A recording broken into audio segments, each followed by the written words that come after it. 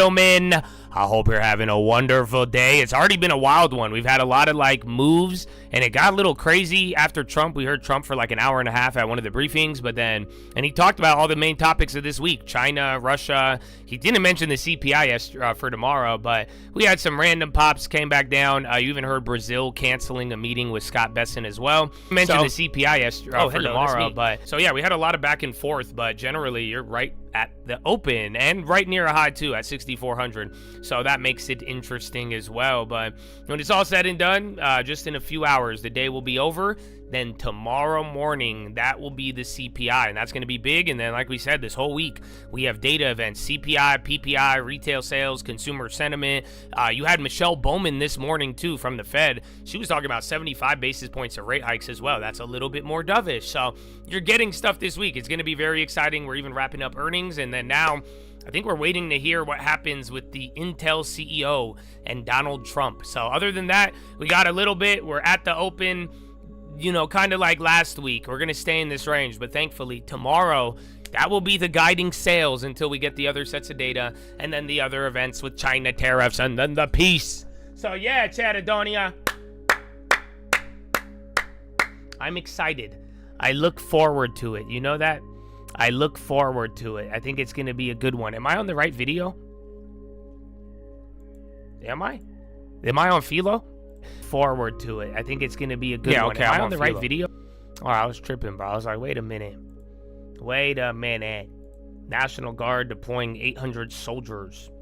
All right, word. Well, yeah, we're gonna get into Philo here. You can move your body a little bit, move around. I'm gonna go get me a carbo, and then I got a special. I have a random Philo. It's a special one though. Well, that's a big zinger. It's up 1%. It's flying. You feeling the All right, heat? let's see. No, it's flying.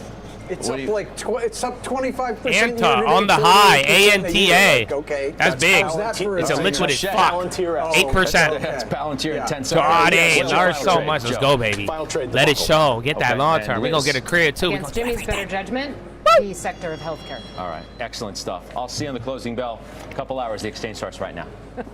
Are they going to go to commercial, or how are we going to do this? What are you going to do? How you want to? Come on. Okay, there. Thanks, Scott. Well, welcome to the exchange. I'm Morgan Brennan, in for Kelly Evans. Stock's a little changed right now. The Nasdaq is leading the gains, hitting a fresh all-time high earlier today.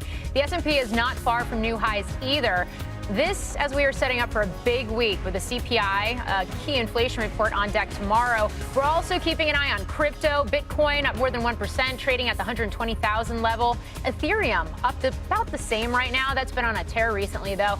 And that brings us to Bitmine. It's up 22% right now, but it was up as much as 28% earlier. The largest Ethereum treasury in the world has now doubled in value in just the past week. Recall Tom Lee, its chairman, joined me right here on the exchange last week to discuss that. And a deluge of chip news today. Micron rallying after the company raised its forecast for Q4 revenue. Intel's higher. That CEO is expected to meet with the president today after President Trump recently called for his ouster.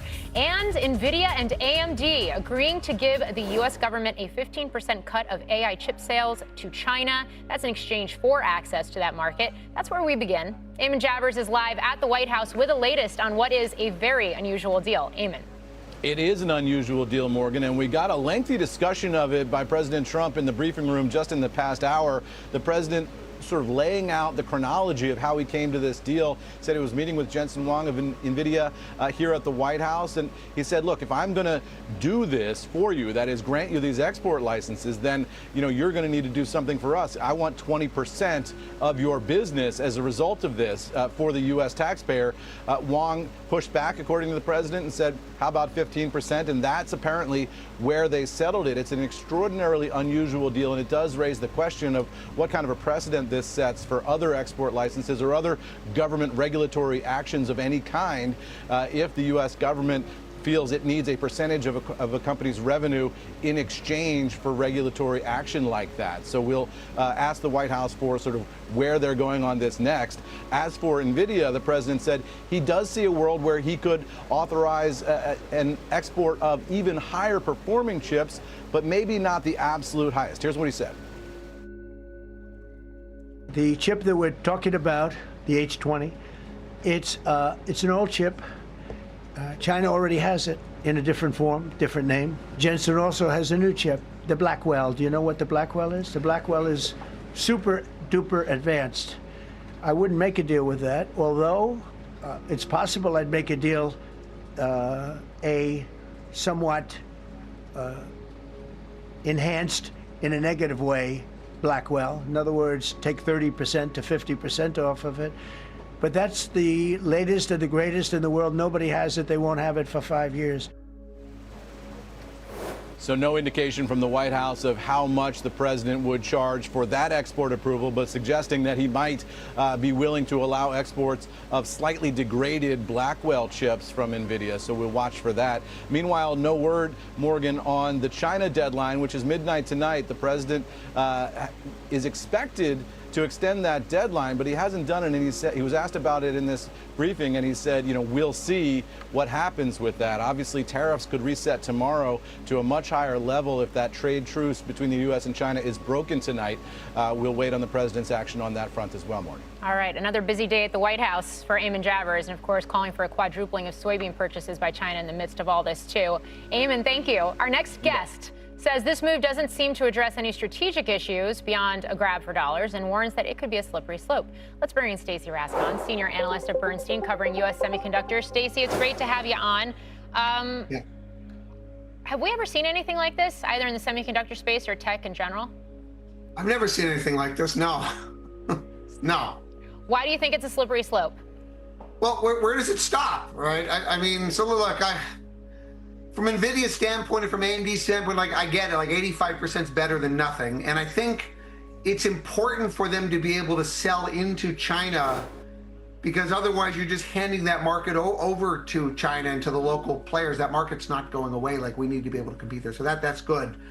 I think that should happen, on its own merits. You shouldn't have to, pony up an extra tax into the pockets of the government to be allowed to do that. It's a very slippery slope. Why does it stop with China AI? Why not extend to other stuff in China? If you take it to its extreme, why couldn't you have to, pay a tax to do anything? I don't like it. I don't like it at all. AMD and NVIDIA are trading higher on it, though. Is that because they are getting access to China? Well, again, 85% is better than 0%, which is what they were getting before. So, I get it. It's dollars for them, and I understand. I just don't like the mechanics of it. And we could have that discussion. I'm sure there's arguments pro and con, but I don't like the precedents that this sets. I really don't. I mean, is the counter to this the notion of diffusion, which China has been extremely good at doing? China. And what I mean by that is this idea of pushing out its emerging technology, China. having this. Sorry, I had to.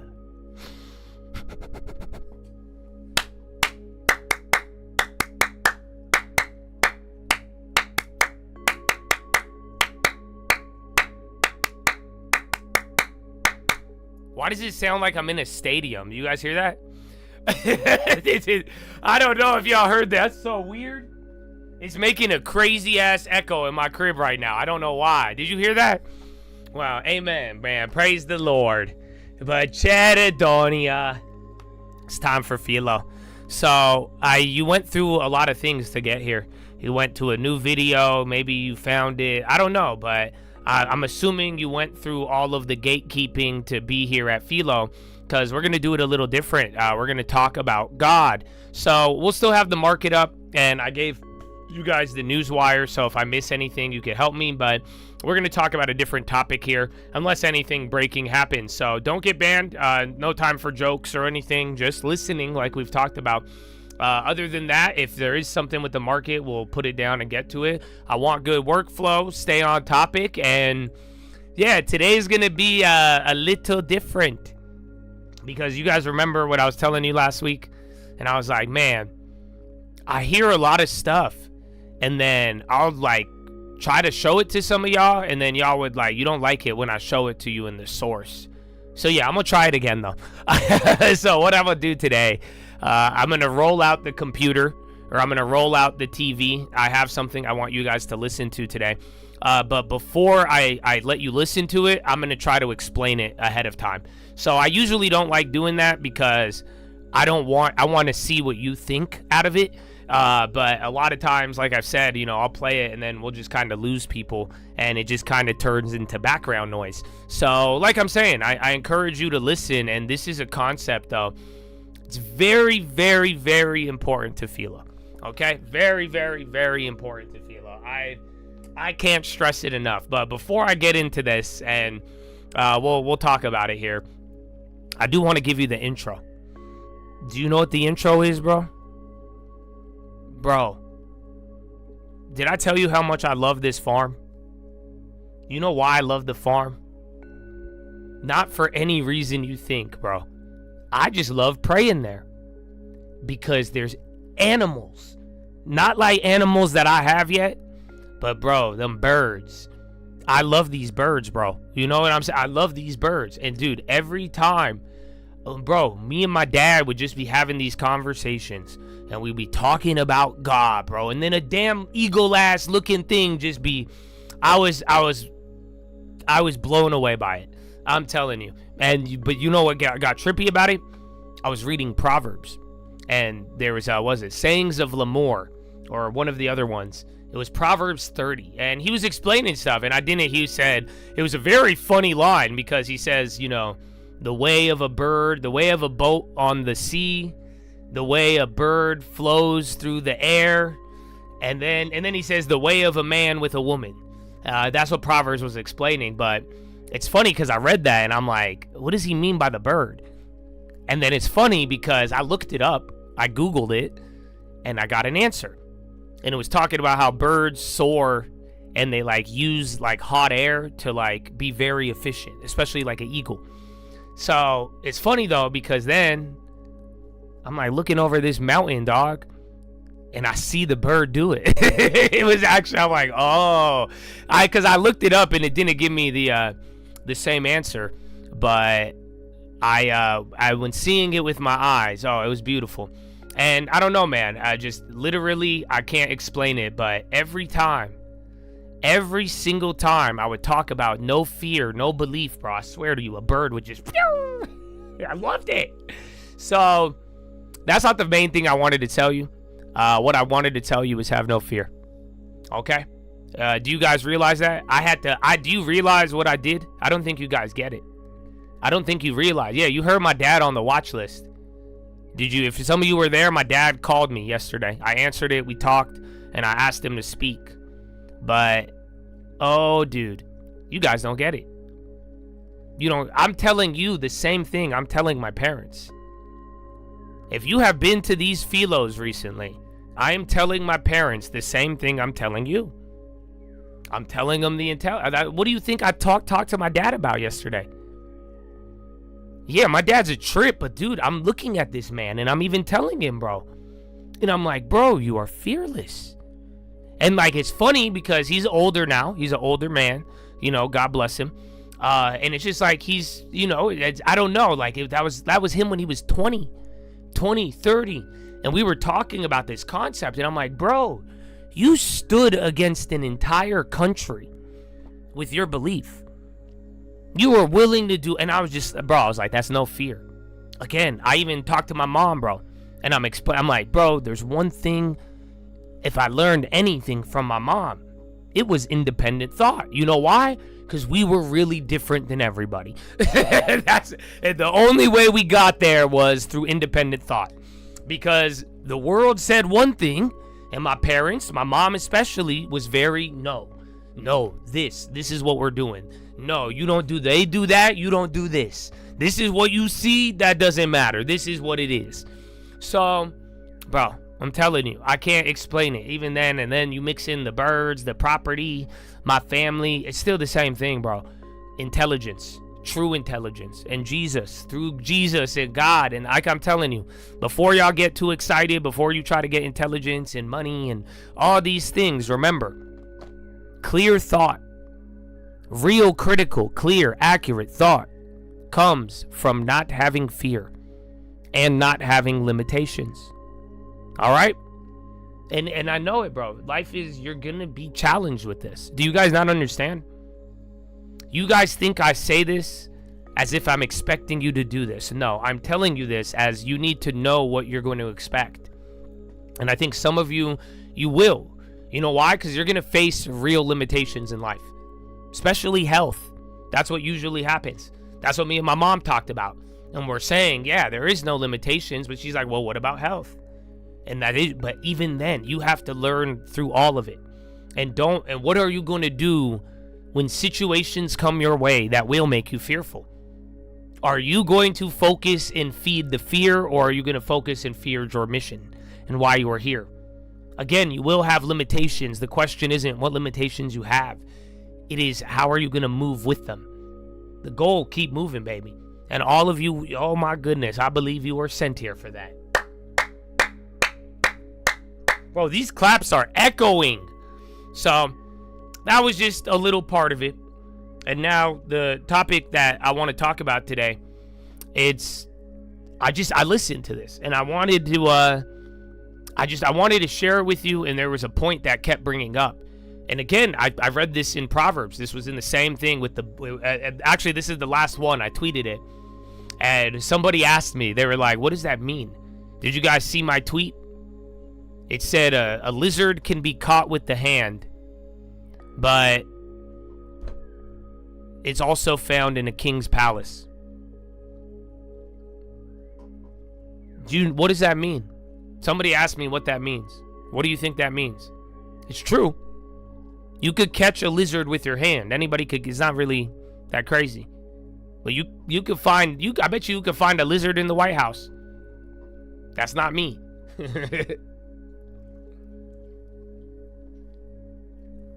Supreme Court asked to overturn same-sex marriage ruling. Oh man, he going back to Obama.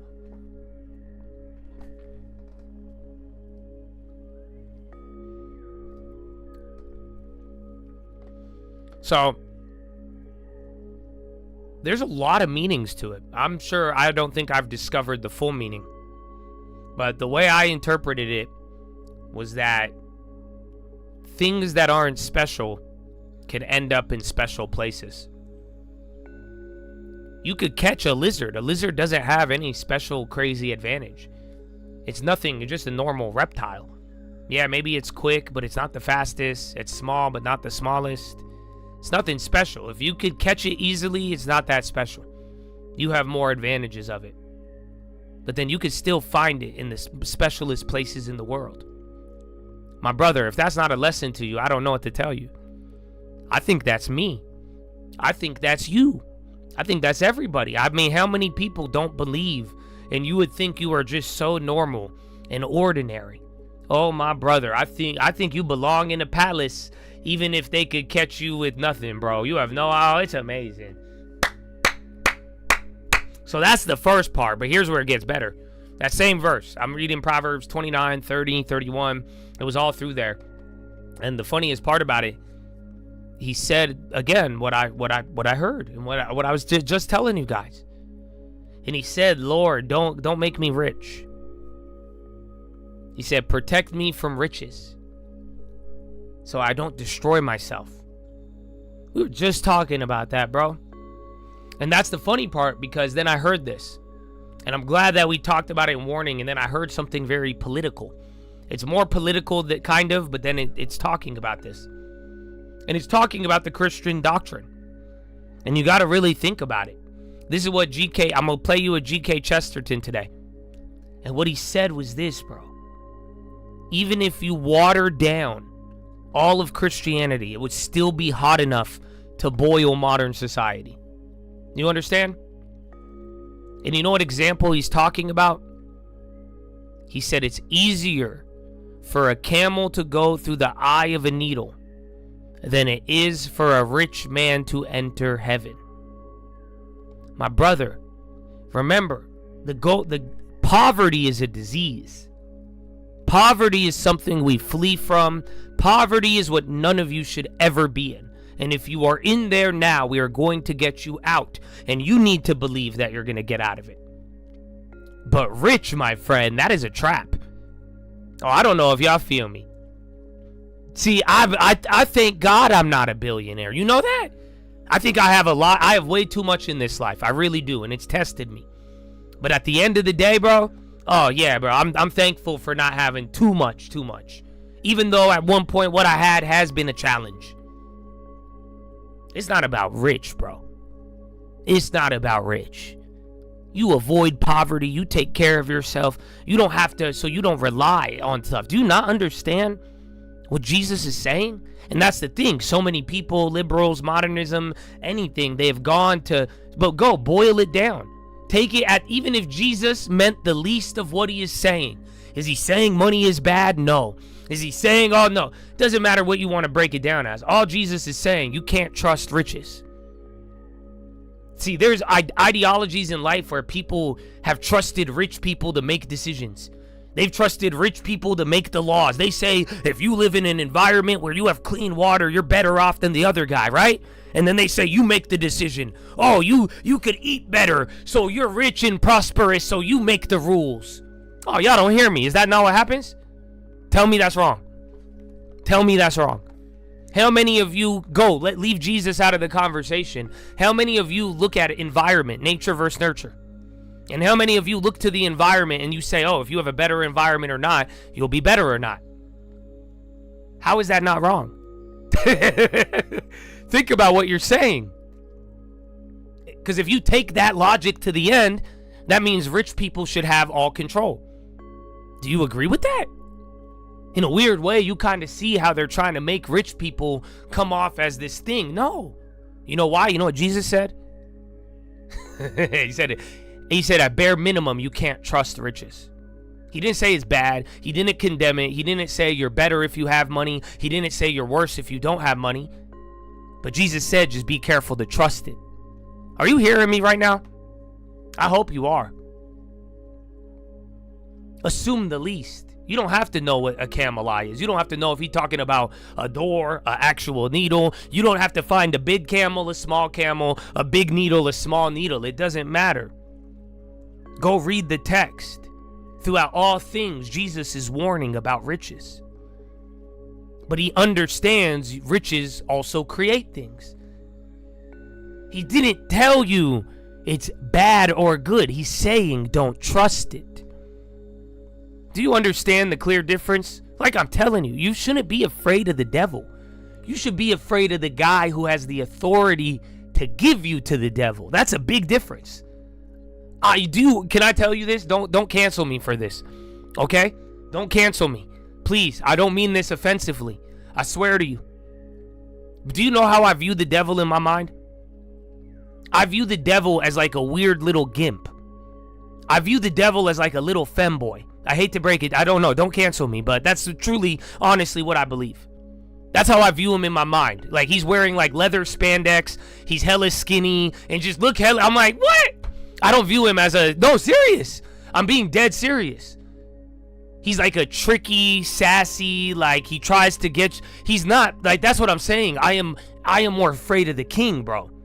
I view him as like the devil is like a little gimpy boy. Like it's just weird. Like I'm saying, like a Bruno. No, exactly. Exactly. If not worse. But like wearing, that's what I'm viewing it as. Yeah, 100%.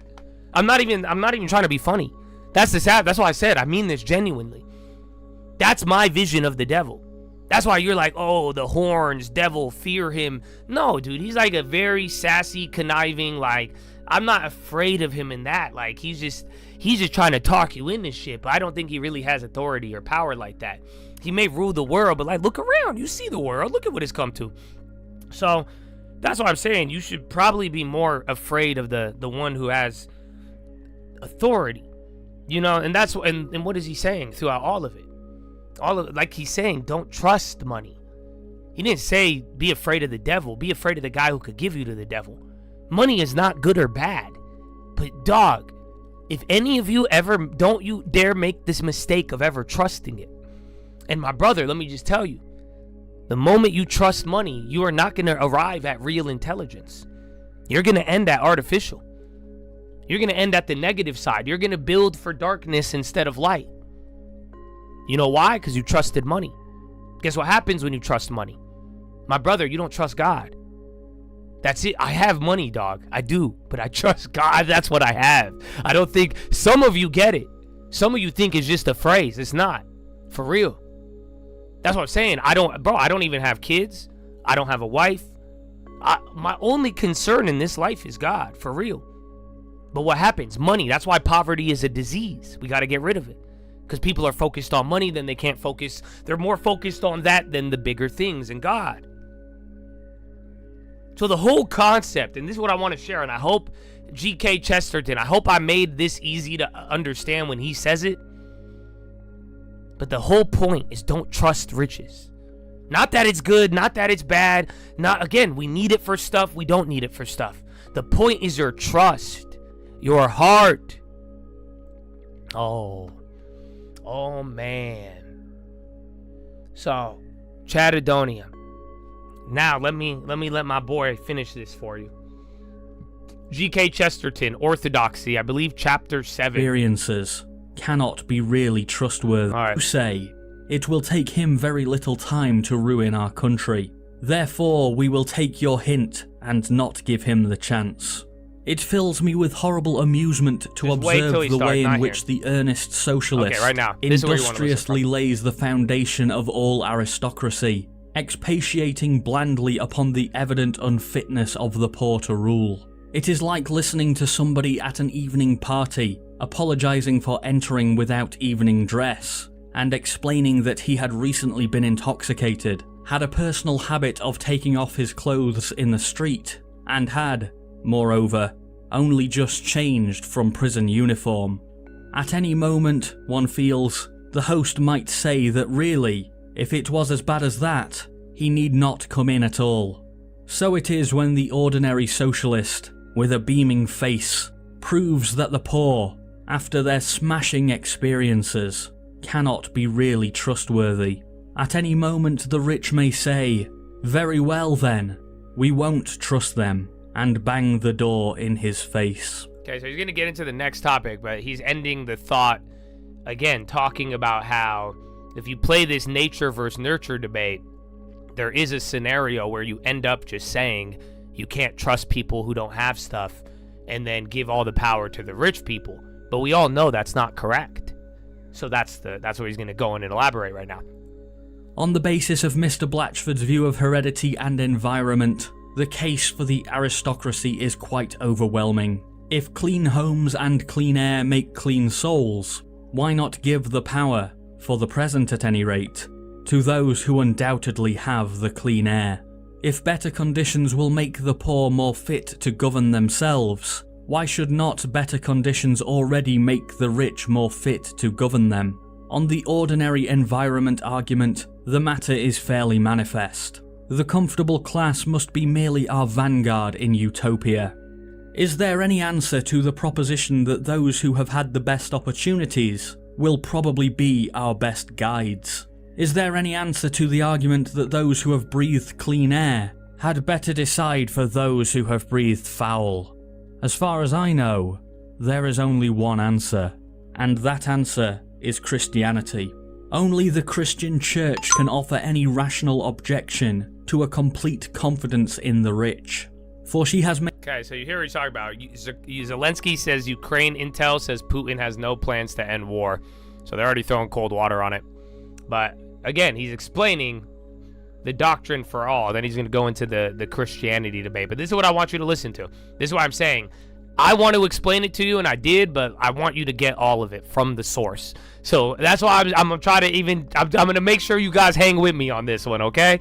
Maintained from the beginning that the danger was not in man's environment, but in man. Further, she has... So again, what were we talking about the other day? The whole doctrine of the Bible, it's true. It doesn't say environment. It says the danger is man. Do you understand that? That's why man doesn't like the Bible, if you really think about it. It says you are the problem. The danger is man. Do not trust man. Man is wicked. The heart of man is wicked. We were just talking about it. That's what I said. This was on my drive to the farm, so it stood out.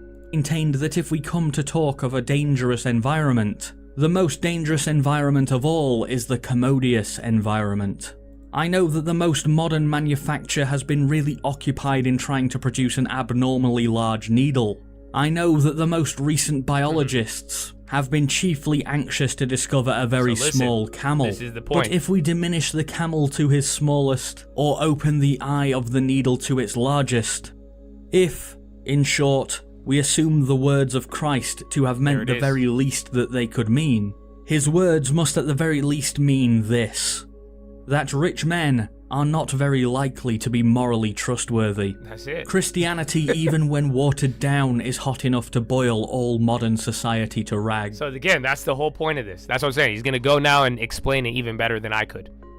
That is the whole point. GM hiring in renewed push to develop driverless vehicles. Mobileye. I put up oil with the Zelensky one. Yeah, Mobileye's kind of ripping, 2%. That might hold, but I don't know. It could fade pretty quick. Remember, Mobileye's like Intel. So then again, they could be linked. Remember, he's at the White House. But like he's saying, bro, even if you boil it down, what did Jesus say? Eye of a needle. Even at bare minimum, you could pretty much assume that Jesus is saying it's not going to be too much likely that riches brings moral trustworthiness. That is the reality of it. The mere minimum of the church would be a deadly ultimatum to the world. For the whole modern world is absolutely based on the assumption, not that the rich are necessary, which is tenable, but that the rich are trustworthy, which, for a Christian, is not tenable. You will hear everlastingly, in all discussions about newspapers, companies, aristocracies, or party politics, this argument that the rich man cannot be bribed. The fact is, of course, that the rich man is bribed. He has been bribed already. That is why he is a rich man. The whole case for Christianity is that a man who is dependent upon the luxuries of this life is a corrupt man. Spiritually corrupt, politically corrupt, financially corrupt. There is one thing that Christ and all the... You get it? That is the doctrine of the Bible. Jesus comes first. Your spirit and your soul. That is the doctrine of Jesus in Christianity. At minimum. It says to not put your trust into the world. And to do all of that. So do you see what he's saying? Again, you could go socialism, liberalism, go any theory. They all assert certain things and you take them there. But at bare minimum here, this is just saying that it's saying any man relying upon the world and trustworthy in the world, that is going to be the root of corruption in man. That's it.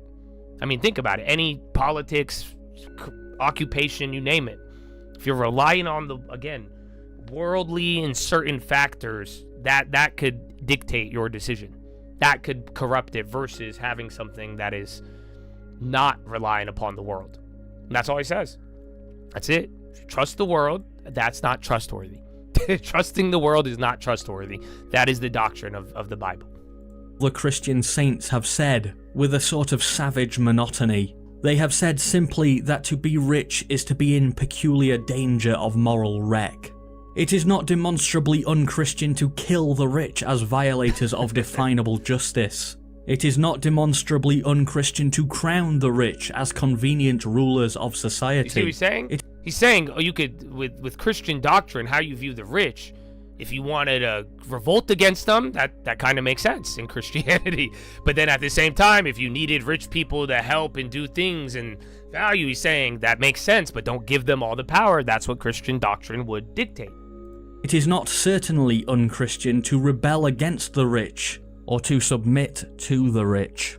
But it is quite certainly unchristian to trust the rich, to regard the rich as more morally safe than... You get what he's saying? Take the logic of the rich man and the needle. He's saying all those things he listed, you could say it's unchristian or not, but the whole thing easily. Trusting the rich, that's not what Jesus has ever said. Like I'm saying, you could use the doctrine to either support the rich in certain times or go against the rich in certain times. But in all scenarios, he says, do not trust riches. Oh, man. Than the poor. A Christian may consistently say, I respect that man's rank, although he takes bribes. But a Christian cannot say, as all modern men are saying at lunch and breakfast, Trump. A man of that rank would not take bribes. For it is a part of Christian dogma that any man in any rank may take bribes. It is a part of Christian dogma. It also happens by a curious coincidence that it is a part of obvious human history. When people say that a man in that position would be incorruptible, there is no need to bring Christianity into the discussion. Was Lord Bacon a bootblack? Was the Duke of Marlborough a crossing sweeper? In the best utopia, I must be prepared for the moral fall of any man in any position at any moment, especially for my fall from my position at this moment. Much vague. You get what he's saying, right? He's just saying at the various times, no matter what, like, you just can't trust him. He's saying man can be corrupted at any time. That's what the doctrine says. Not that rich people will always do good, rich people will always do bad. He's saying any man can be corrupted. Any man who relies on the world has the potential to be corrupted. That is what the doctrine of Jesus Christ says. Do you understand? That's amazing. And I think it's true. I believe it. That's how even helped me in business, understanding that. Very simple. Any man. The preacher is just as likely to be corrupted as the guy on the corner already corrupted doing drugs. You know what I'm saying? The guy in the middle has the same potential to be terrible as the guy who leads the church anywhere. It doesn't matter. That's what Jesus teaches. Jesus teaches be on watch at every corner. It doesn't matter who you are, what you are, where you are. You're a human. You are susceptible to this now. And sentimental journalism has been poured out to the effect that Christianity is akin to democracy. And most of it is scarcely strong or clear enough to refute the fact that the two things have often quarrelled. The real ground upon which Christianity and democracy are one is very much deeper. The one specially and peculiarly un-Christian idea is the idea of Carlyle. The idea that the man should rule who feels that he can rule. Whatever else is Christian, this is heathen. See, so now he's going on and he's explaining this using the doctrine of the rich, and now he's explaining the Christian doctrine and democracy. And now he's saying, one guy, Lyle, who has this thing, he says, the man who believes he should be king should become king. Do you agree with that? So that the person who should be ruler is the person who believes in themselves. Do you believe that or not?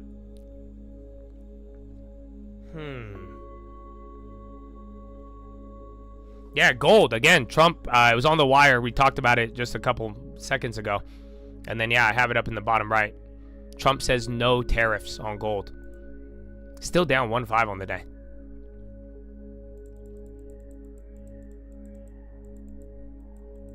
So what he's saying is that, think about it. He's going to disagree. He's saying the man who says I should be king shouldn't be king.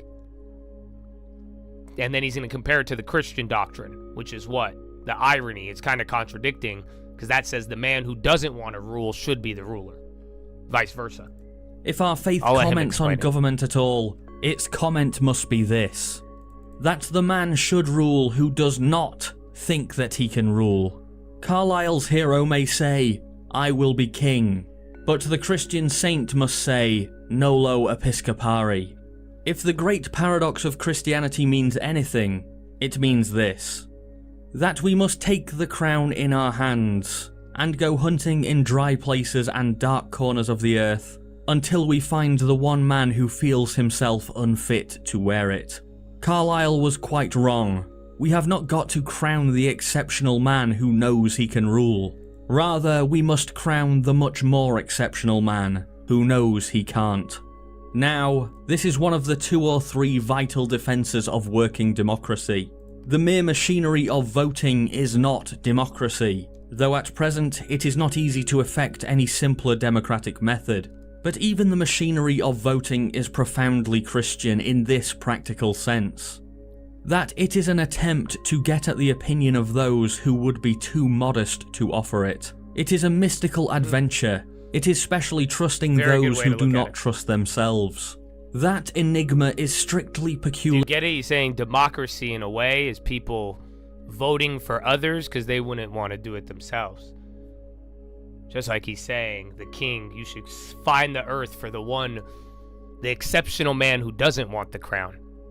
Because again, think about what we were just talking about the other day. I just said it to you. I was like, how many of y'all, if I offered you $20 million, would you really act the same?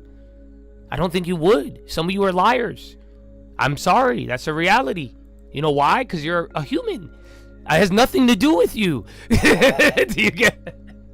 You're taking it so personally, but it's no. Do you not realize it? Like I said, if I gave you the answer to cancer right now, how many of you would genuinely give it away for free? I don't think all of you would. You know why? Because that's not what man does, bro. That's what you have to realize. This is why preparation defense so important. All right, you're coming down a little bit more. Again, you had the little red, and then you had the gold and the terrace, but now it's kind of picking up here a little bit. Yeah, so you got to think about it. Well, that's the problem, though. Because in a weird way, it's like, a lot of people will be like, yeah, I wouldn't give it away, but if you don't realize how that's going to limit you, that's another one. But more so, it's just understanding it. Most people don't even understand this. They don't even understand. They want to follow a theory, a doctrine, all of it, and view human in a naive sense. My brother, Jesus never did. Jesus never had a naive view on the human heart. I hope you realize that. And that's why it accounted for all of this, even the religious leaders. It didn't give anybody a way out.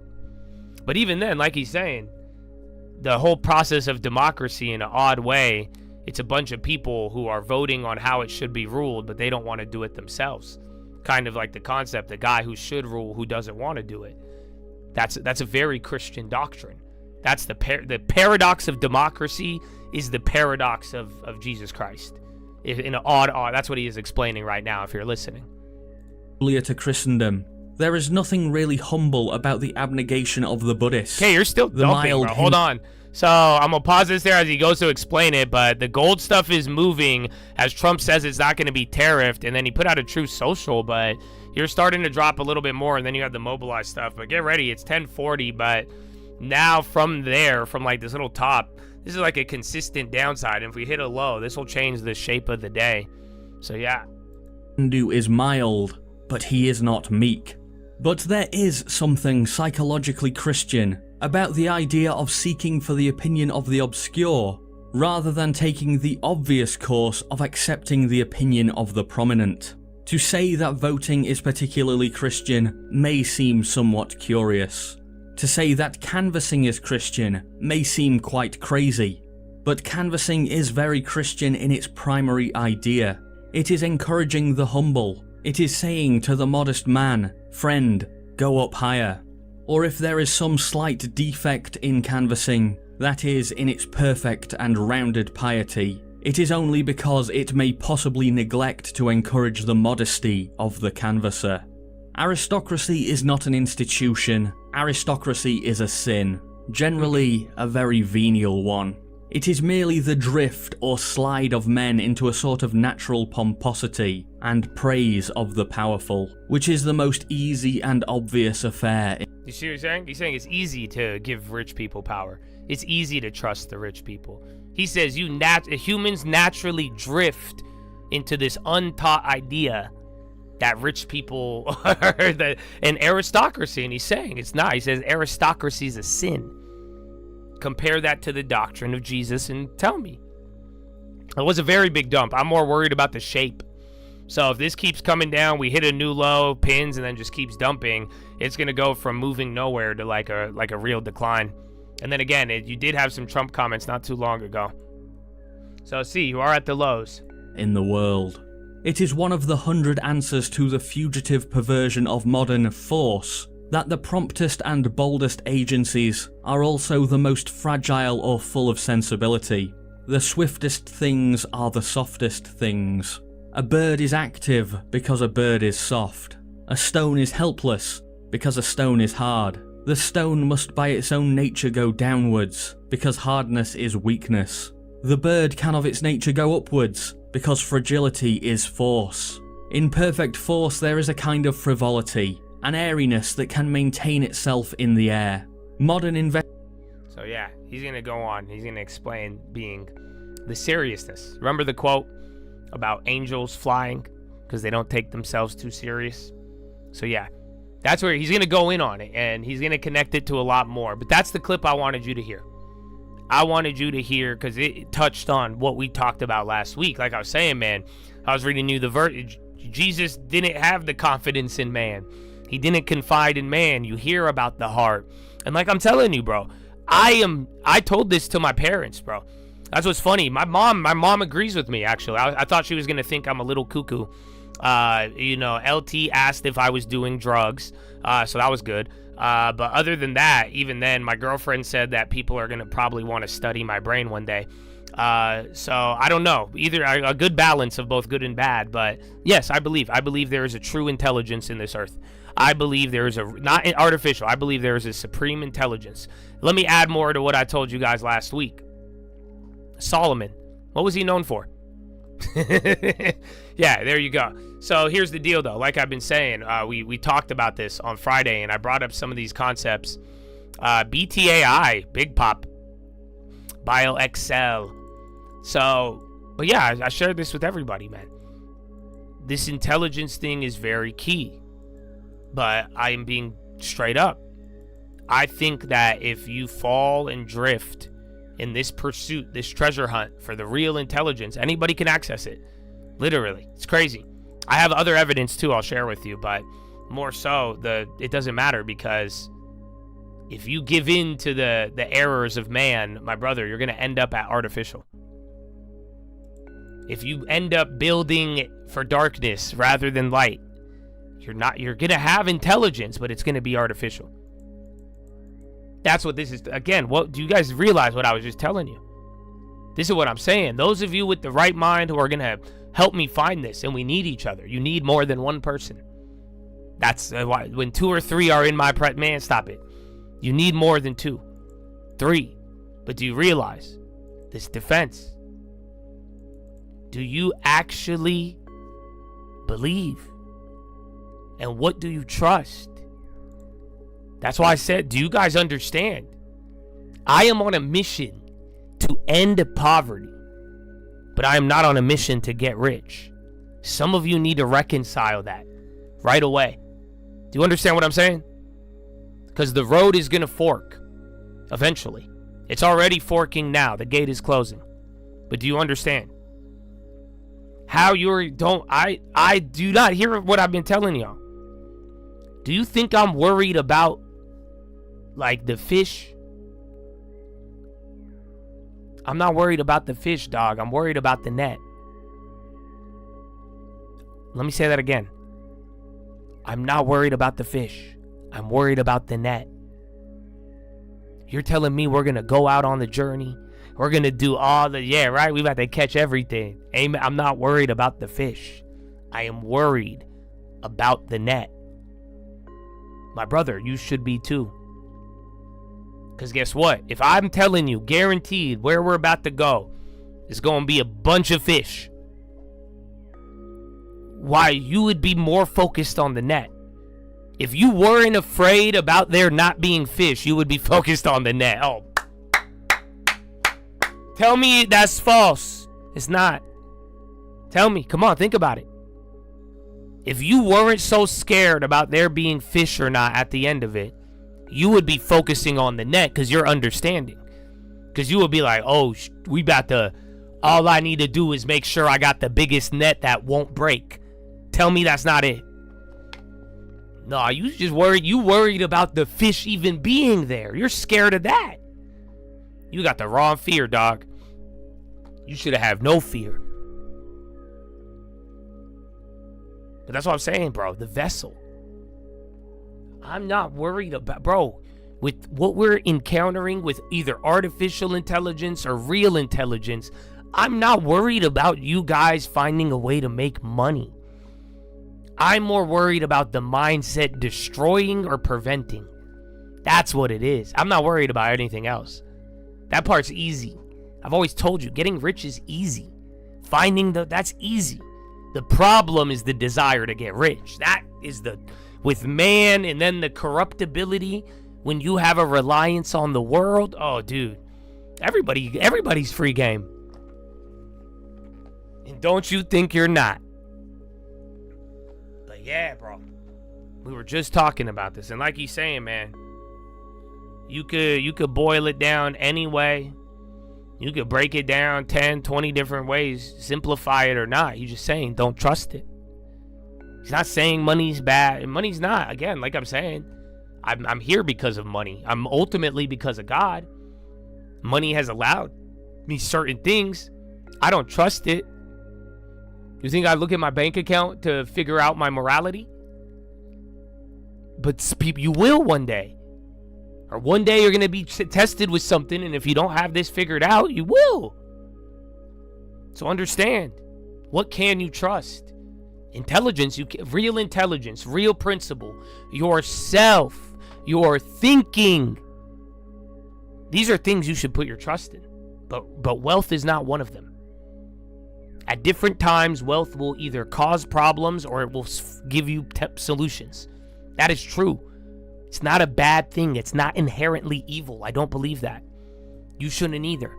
But you should believe in your inherent evil so that you could control it and be prepared. Not so you run away from yourself. Not so you don't give yourself good things, so that you know what you're dealing with. Like I said, work on the net. You make sure that net is solid. We don't have anything to worry about.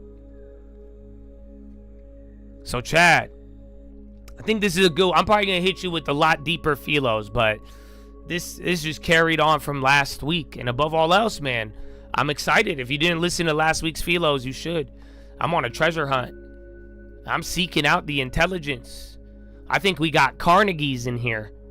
Like I said, bro, it's crazy. Here, I'll add it and I'll finish it with this. Because like I told you, man, I always believed that we were going to do stuff, but I always ruled myself out of that group.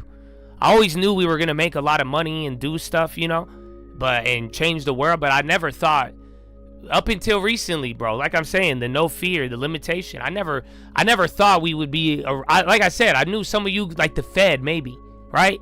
No, I think we got the next Carnegie in here. Maybe he's not even here yet. Maybe her too. Maybe she'll come around in a few years. I don't know. But the next Carnegie, the next JP Morgan, that's what I'm saying. Yeah, that's how big it is. I never thought like that. Now I do. Like I'm saying, bro, I'll tell you this way. Like when I read these books, man, Outwitting the Devil, all the Napoleon Hill, Earl Nightingale, I read all these books early, a long time ago. I've shared them with you, and I hope they've helped. But every time I read that book, they would talk about this intelligence. You know that, right? What I'm saying is not even that original. That's a crazy part. Is that what I'm saying is not truly even that original. So think about that. But they all bring this up. They bring up the ultimate intelligence. They bring up the intelligence and tapping it. They all bring it up. They all do. Every single one of them. And this whole time when I would read it, bro, I always read that and I agreed. I was like, yeah, I believed it. I was like, oh yeah, this is some OG intelligence. It showed up in Solomon. It showed up that's why I believed it. But my belief was that it was all discovered. You get what I'm saying? So I just trusted and believed that these old guys, I believed them when they said there was infinite intelligence. But I limited it and I just thought they found it all. You get what I'm saying? I don't think they did. I think we have more to discover, brothers. So yeah, I look forward to it. And I'm very excited. And I pray that you don't end at artificial infinite intelligence, you know? Because it's fake. I want you to have real intelligence for you. And we all can, bro. I'm telling you, it's a beautiful thing. I'm not the only one who's talked about this. You'll see. Go, investigate. You'll find it. But either way, chat, believe. And when it's all said and done, man, build in the light. And don't forget who you are. But take that to the bank. That is your philosophy, ladies and gentlemen. Make sure you guys are subscribed. We're live Monday through Friday, 30 minutes before open. Drop your thumbs up on the video. You're on mobile. Press hard chat. X out the chat. Hit the thumbs up button. Second link for the nightly watch list and main channel. Call. My profit make them a ball. Talking about my checks and talking about my God. This the new economy. Bring the joy like Jollibee. Dictate like I'm Aladdin. I don't need apologies. Only need my guy with me. My girl look like a model thing. I'm pricing in apostrophes. The price is always taught to me. Feeling like feeling, make a smaller problem great. Trying to get it way too early. Easy way to get it late. So I ain't driving slow. This ain't college dropout, this is more like college honor roll. Always see them talking, but I never seen them buy the lows. They flexing when they got it, but they never show you where it goes. Homie told me Vamanos, know you about that trabajo. We don't know impossible, only know that give and go. Something like a pick and roll, I call it out, they get the score. They talking but don't check the board, they acting real but fill the door. Dog, I'm feeling blessed, I did a lot while using less. Pray to God with all this stress, I only need a little rest. And back again and hit my reps. Watch my heart and guide my steps, don't focus on the shit you lost, focus on the shit that's left. So let it ride, I gotta keep it jumping like a mother in Bahia. Amen, amen, amen. Woo! Alrighty. Chatadonia. You sub to tell me I gotta marry her? Why? I'm not. It's okay, guys. Don't worry. I'll do it when I want to. I'm free. The Bible said, come as you are called. You guys gonna make me refer you to the words of Paul? I'm gonna refer y'all to the words of Paul, bro. I did it to my mom yesterday. And she even looked at me and she couldn't even say anything. You know why? Bro, I only answer to the Lord, you guys. Do you understand? Dead serious. I don't even give a fuck about money. I don't care about the world. You know what? I'm still for real. I got no children. I got a girl, but she even understand this. So, but I'm not married. I don't care. I have zero commitment to anything but Jesus Christ alone. I love it. So yeah, that's it. We got to change the world, dog. We've been sent here. So but you guys, you come as you are called. If you're married, that's not wrong. If you're not married, that's not wrong. Come as you are called. So I'm gonna break out Paul, bro. I'll break out Paul, dog. He gonna tell him. They flexing when they got it, but they never show you where it goes. Homie told me, Vamanos. I know you about that trabajo. We don't know impossible. Only know that give and go. Amen, amen. Come on, bro. Uncle told you. We don't know impossible. But yeah. I love her, though. She's dope. Yeah. That being said, all that being said, yeah. I feel you, though. I feel you. The homie Paul, bro. I know. At least one killed and does. Okay, I thought they said mass casualty. But yeah, that was that U.S. steel plant. But yeah, if you guys have any off-topic questions, now would be the time. What carbo? As long as it's no sugar, no calories. That was the game changer. Because before, bro, I used to drink these carbos and they all would have like 200 calories. I was getting so fat just off of nothing. So just make sure if you're down in mad caffeine in the morning, bro, no calories. That's it. You got to make your calories count. Get some protein in them. White monsters are elite? That's crazy. I thought you worked on Wall Street with quants, not fucking renovating homes. The white monster, bro, that's like the construction special, dog. I have not seen one person not on a construction site drinking a white monster. That's dope. That goes hard, bro. I don't know. You must be working really hard. Yeah, you are a crackhead. You got physical and mental work on this job. Holy shit.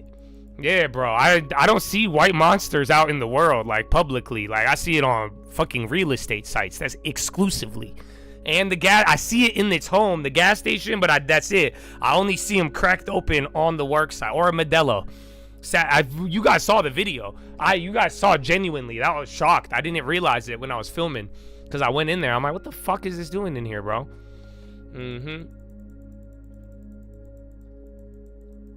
Yeah, military. I think they've commissioned the white monsters as well. That's a serious drink. That's all I'm saying, bro. White monster. That's a very serious drink. Like you are definitely, like you're doing something. You need that. It's like I honestly think it's close to diesel. It might be. I don't know how they calculate it, but either way, that's amazing. But yeah, no calories. I got this one. My girl got it from Costco, but I drank it. It's dope. Bloom. That's the one I'm drinking right now. Bloom Sparkling Energy. It's not bad. It's a strawberry lemonade one, and I just fuck with strawberry lemonade. So yeah.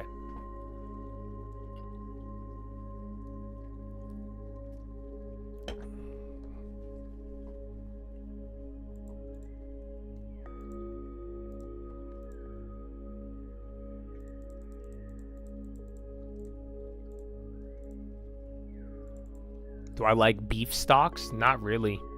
Like ADM and the food plays they have, or Tyson. So like food plays have exposure, but I'm not a big fan of cattle. I want my own for different purposes, but not for as like an investment. I like Costco. Celsius would have been good at those lows, but it was still up there. We should have bought Celsius after they bought Alani. I think that was a great purchase. But then Pepsi too, though. Pepsi bought Poppy, and I think Pepsi, that still was a fire one if you got it low enough.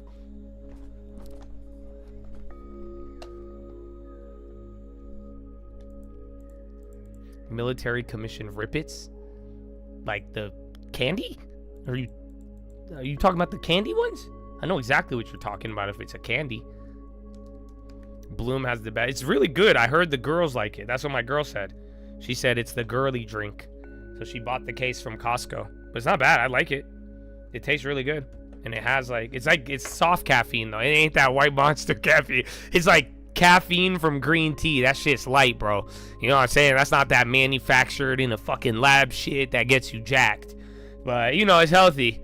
You know, that's it. But if you want some processed shit, you gotta, you know, they don't got the diesel.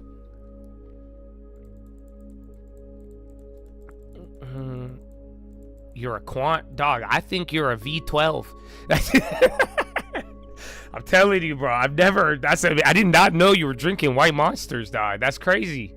That's amazing. I guess I'm not the only. I down a lot of caffeine though, so I can't say shit. I'm a sleeper build. I be drinking all these sugar frees, but I'm down in like 600 milligrams, dog. And you're gonna tell me my heart has an effect? I go to bed. I sleep like a baby. You have no idea. And I work out, everything, bro. And I have low blood pressure. You guys know that? Even with all my caffeine, I have like low blood pressure, everything. It doesn't even affect me. It's so weird. I hate it, but I love it.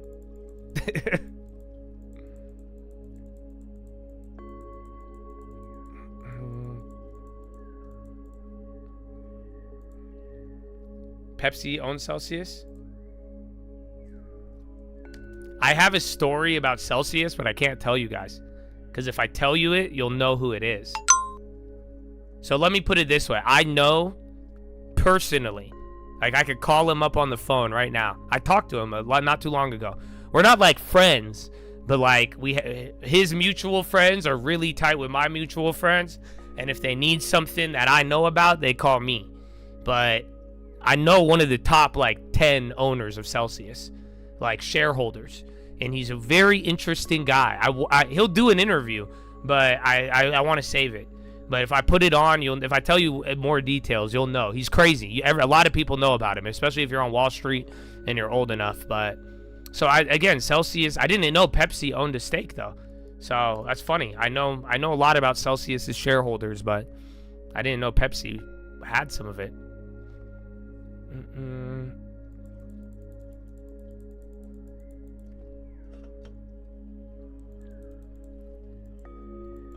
You're on crack naturally?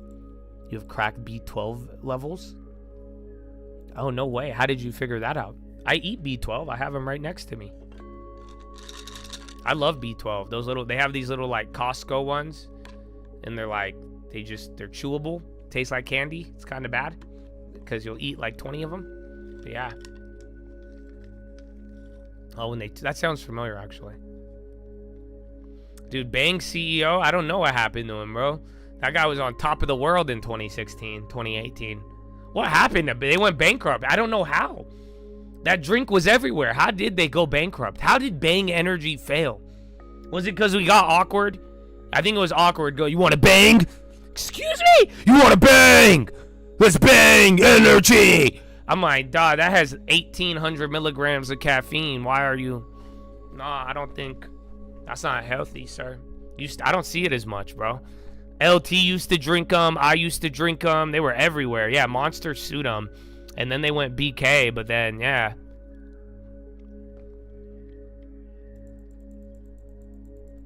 Boom. They're out, bro. I haven't seen Bang in a minute. Let's bang. No, bro. Calm down.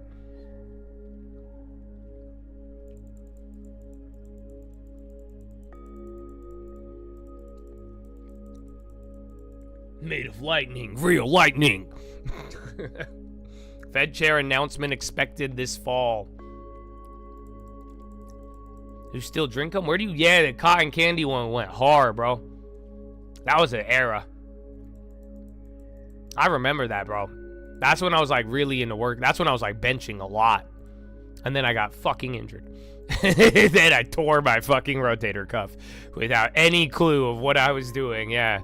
Oh, bang energy. I had good workouts. I was very energized, but yeah, I think I might have caused more damage.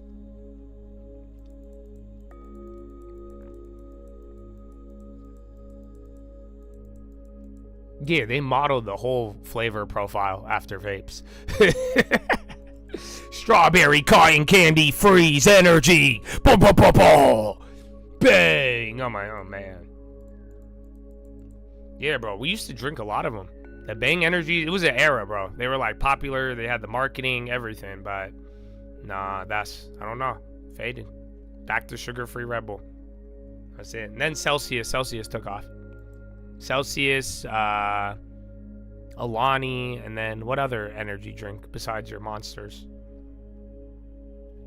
Kava on the low.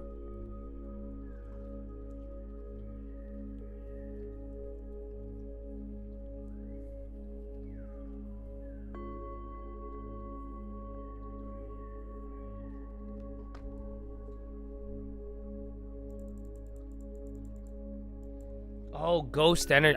I've seen those, but I've never tried them, surprisingly. You're gonna ride your bicycle for 4 weeks next year? The best way to sell sponsorships? Do you have, like, history of it? What do you mean? Like, are you gonna do, like, a 4-week straight thing? But just go around. And maybe, honestly, maybe work with some real estate agents. They might like that. That's a big one. Good luck. Where are you gonna go?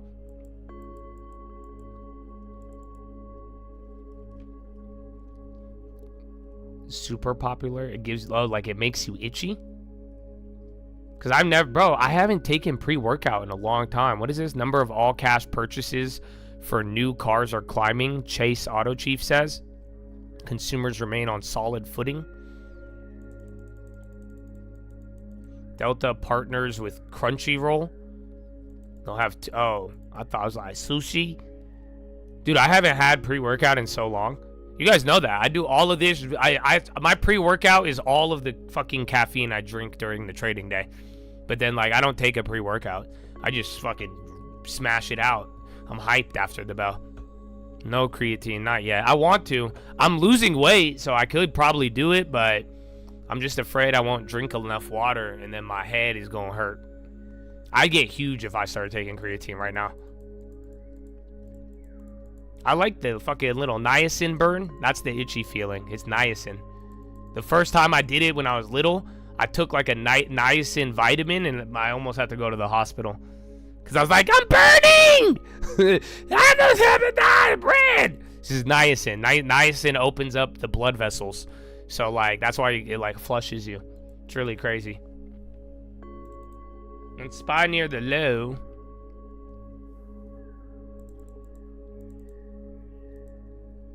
You'd be scared. I've taken, back in the day when I was, like, a little bit more out of shape and I needed a little bit more juice to get working out, I would still have a pre-workout, but we had our own pre-workout. That shit went hard. The Send in the Jets pre-workout was one of the best. One of the best.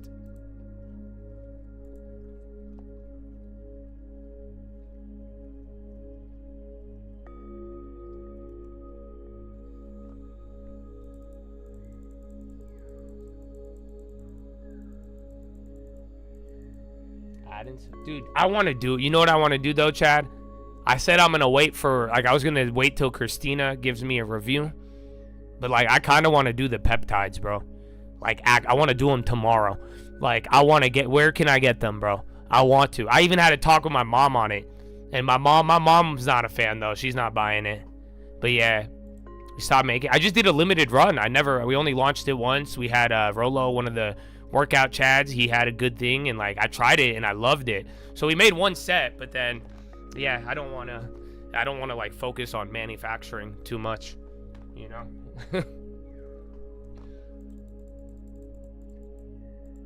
I don't think he even sells them, but he had a good one, bro. That shit was fire.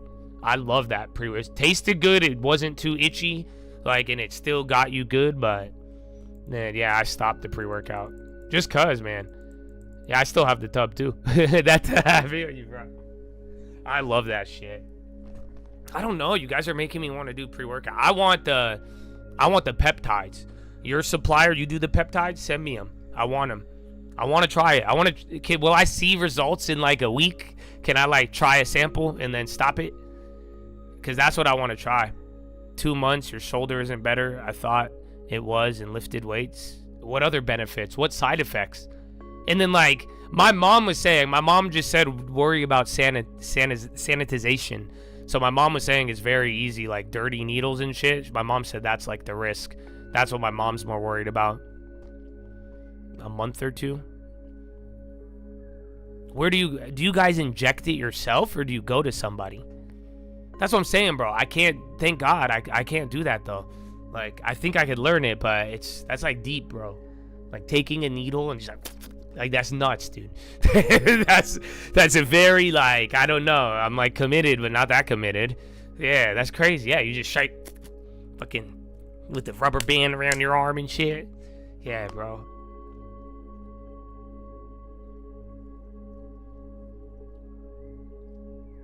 Go to whoa, ALTS. This thing just died. It's already down 20.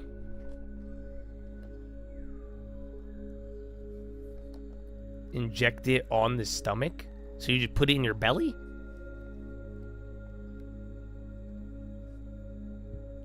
And then do you guys like heat up the spoon?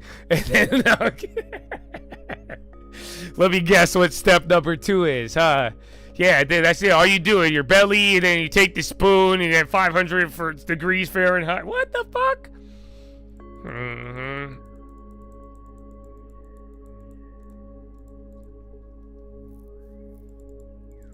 Oh my God, I don't know. That's why I'm saying I can't do it. It's too much, bro. It's too much. But I'm like really tempted to try it.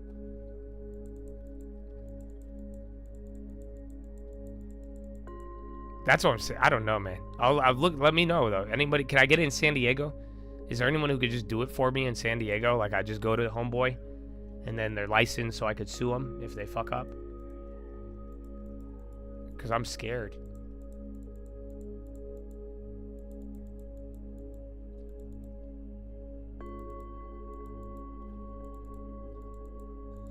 I seen it, like I said, a lot of people have been talking about him lately, and like it's been around for a while now, but it does work.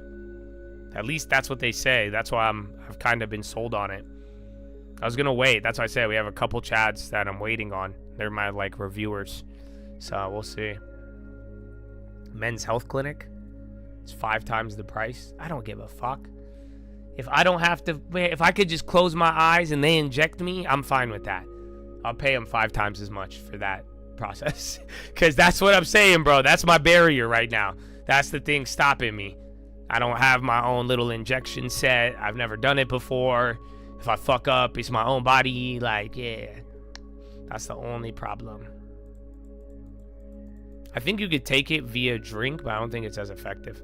Like, you can ingest it, but I don't think it's the same.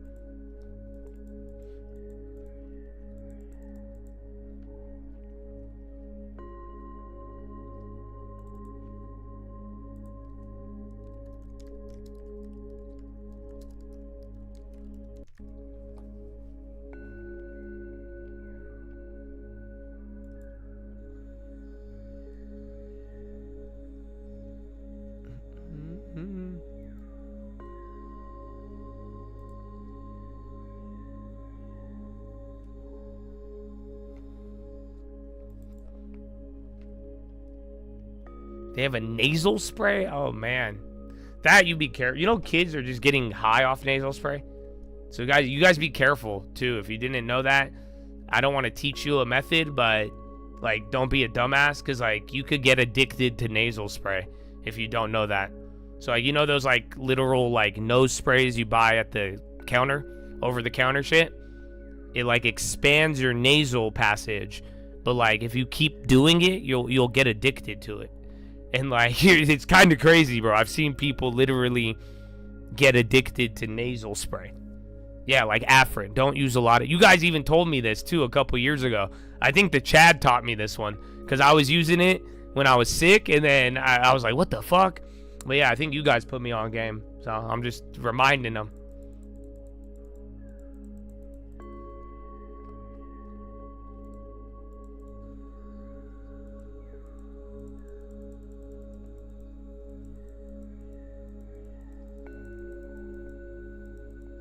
You got addicted? Yeah, he didn't even know. He's like, dude, I didn't know I was addicted to the nose spray till I stopped using it and I couldn't breathe. And then how do you stop it? How do you get off of that? Like, I don't know how they do that. And then like with the peptides, because I Googled one in San Diego, it says you could get it, but then it says anti-aging, weight loss, and sexual health. Can I get all of them? Can I turn myself into like the Incredible Hulk of peptides? Can I have it do it? Can I get every single one? Or is that gonna not? Will I have crazy shits? Which I could be down for. But still.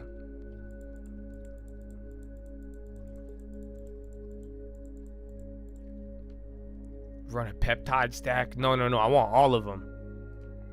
Give me all of them. They'll let you? I'm sure they will. I'm sure they will, bro. Bro, they will let you go into a doctor's office and mutilate your face in the name of looking better. And they won't even tell you. If you don't have a good enough doctor, they're going to be like, man, that's not a good idea. But, hey, man, they got to make that dough.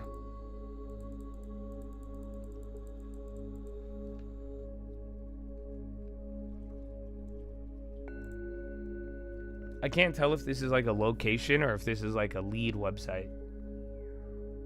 I think it is.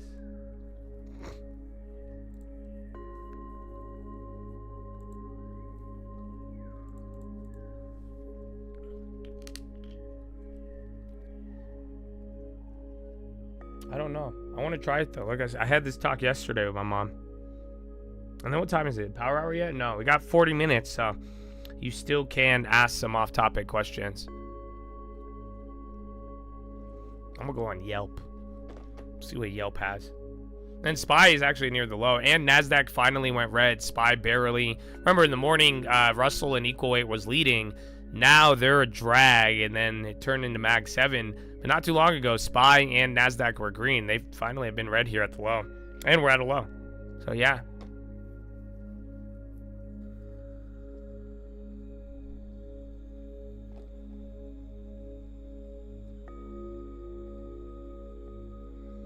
Peptides.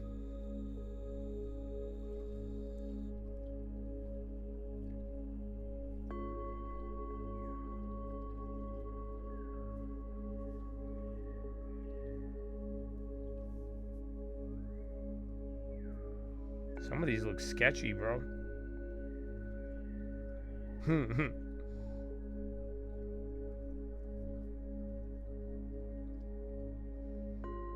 Yeah, bro. I hate medical. You know that.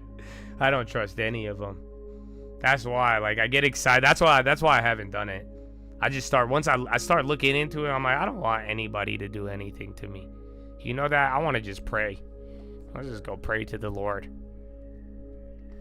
You're doing 4, 2 of them to boost the other ones. Representative Ro Khanna and Thomas Massie will be holding a press conference with Epstein victims September 3rd. All right. Precious metal stacking.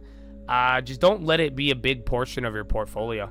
So I think if you have like more than like, I think like 2 to 5% in bullion and like commodities, like there's a way you could justify it, but I just wouldn't go more than like 5%. I think 10% max. I think 10% is insane, but 5% commodity exposure, bullion. But yeah, man, gold and silver, I know a lot of people like them, and maybe if you could find like small prices to scale in at, but I'm not really attracted to commodities after their like recent run. I don't know. A lot of people are. It's exciting because they haven't moved like this in a while, but it's also like they're up a ton. But overall allocation, like 2 to 5% for max is what I do. And then I have it physical. I don't like paper gold, paper silver. I think that's useless. I could bang on all of my silver. I can't even find it. Okay, here. There you go. See? All you got.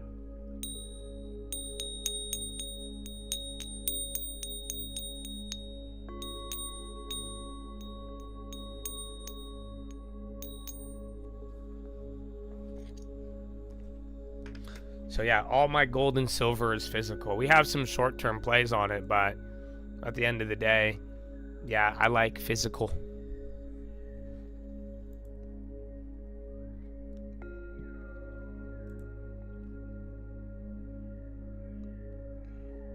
Oh shit, you guys all email me peptide shit. Damn, how many of you been on this shit, dog?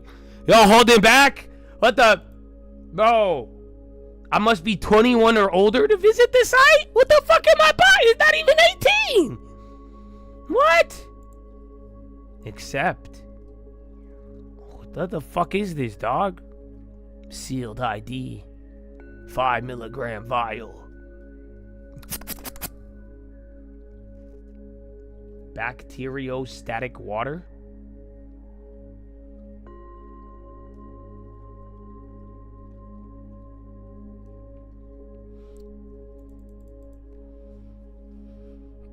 Do you guys all do it to yourself? There's no way. Ain't none of y'all like, you ain't stabbed the wrong thing. Like, you know what I'm saying? Like, ain't none of y'all can still walk and shit. Like, what up? Hold on. You need a... I don't trust y'all. This doesn't make sense. What do you mean? Y'all just fucking... ordering online, just... whoop. You guys know how to do the little flick thing on the needle and the... like, that's a professional. How did you do that?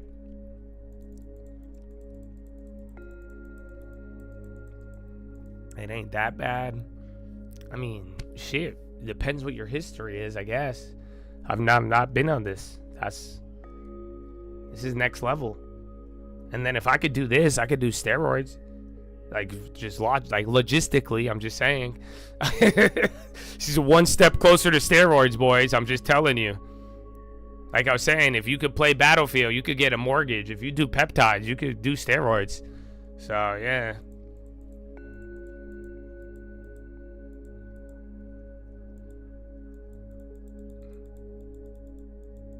Yeah, I can't even put in contact lenses, bro. For real. Oh, whoa. Spy. Shapiro, multiple explosions. Nah, Spy's moving. They're giving an update on the steel thing, but you just got to pop here at the low. Low ticker kind of stopped moving, 30-second velocity kind of ramping. Again, if it's going to be broadening out, you'll get a nice rally. Otherwise, you can still just move on Apple or not. This looks like it's broadening out a little bit. Remember, SPY NASDAQ just went red. Trump extends 90-day tariff deadline. Well, there it is. So now you don't have to worry about China. Ta-da! So there you have it. Trump has extended the 90-day tariff deadline. I need that full confirmation, though. So you're reacting to it. Let me get another confirmation. And then, yeah, that's it.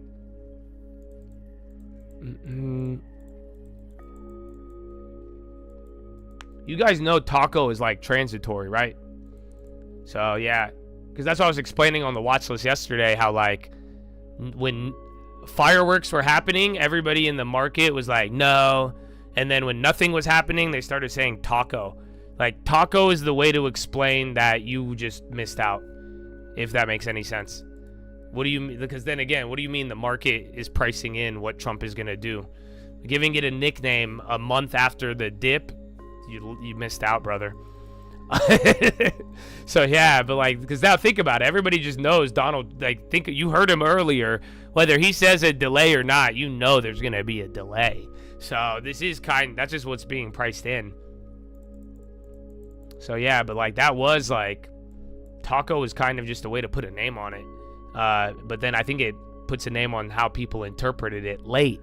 Because if you were in the middle of it and you just interpreted it like a normal business deal, you got amazing positioning. If you missed it and wanted to get mad, you called it taco. Tell me that's not right. So, yeah.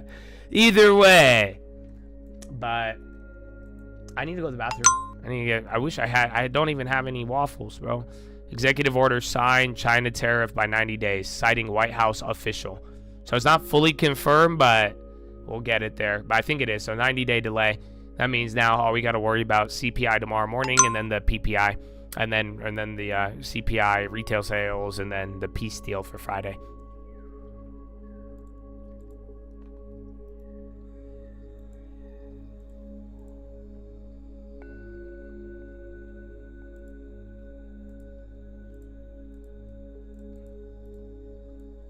Still taco? Yeah, nice.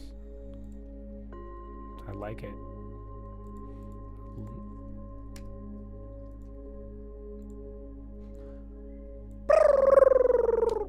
I know, bro. I ran out of Belgian waffles. Those were a nice little snack. I don't know what CPI will do. I don't care what it does. I just want to know what it does. That's all. And then, unfortunately, there's going to be an asterisk just because the non-farms, the firing of the lady.